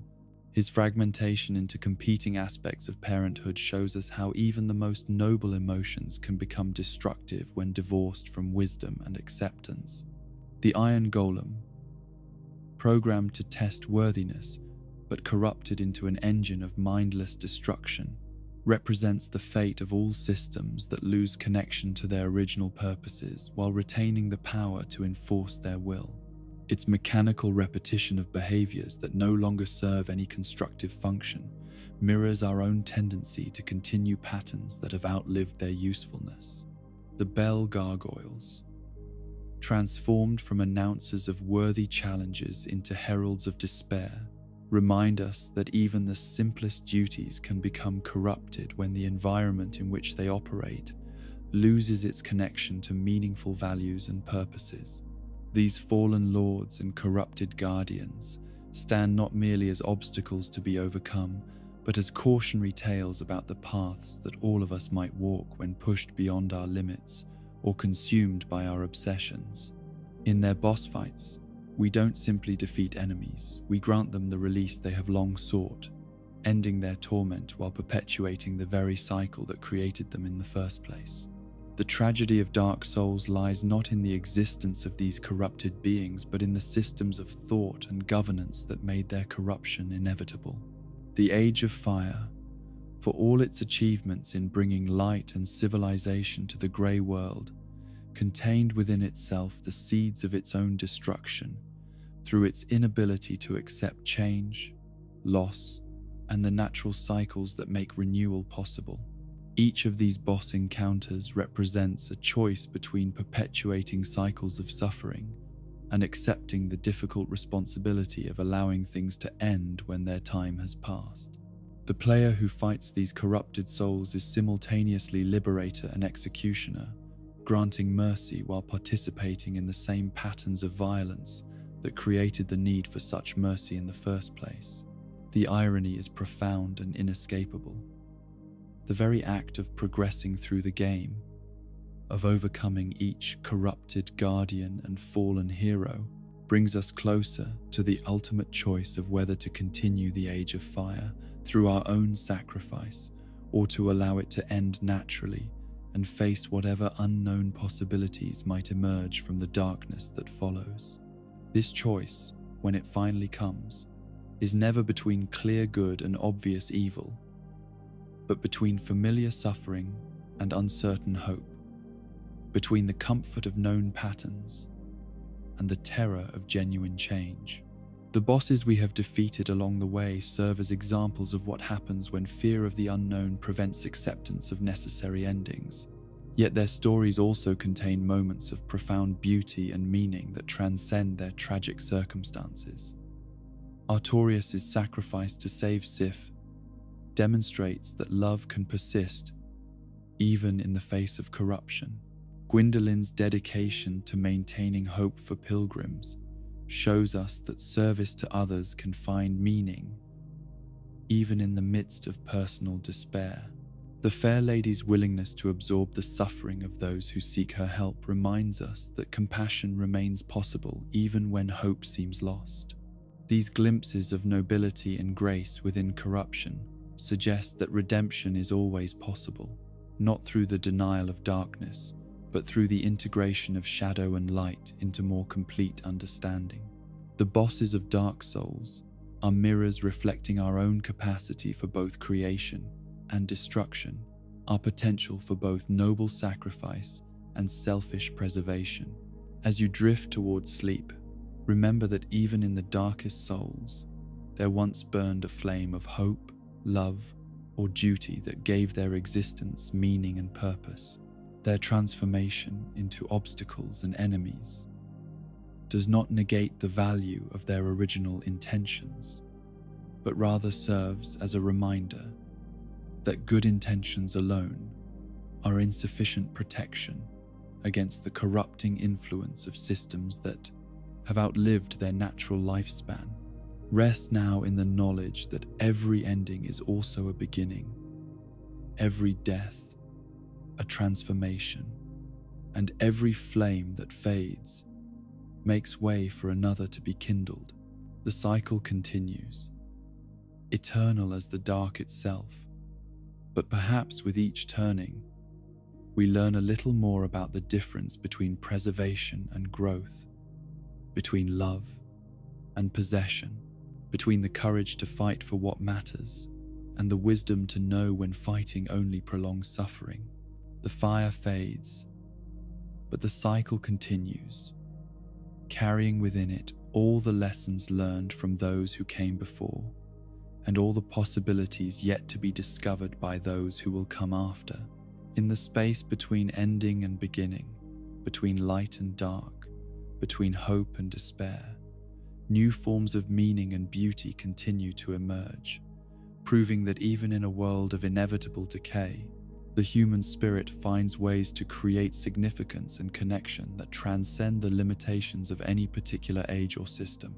Dream now of flames that burn not with the desperate intensity of those who fear their own extinction, but with the steady warmth of those who understand that their light is meant to kindle other fires rather than burn forever.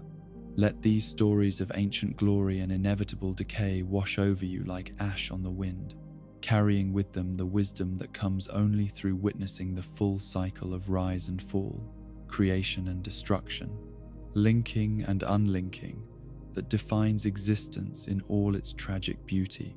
The darkness is not empty but full of potential, not an ending but a beginning, not death but transformation.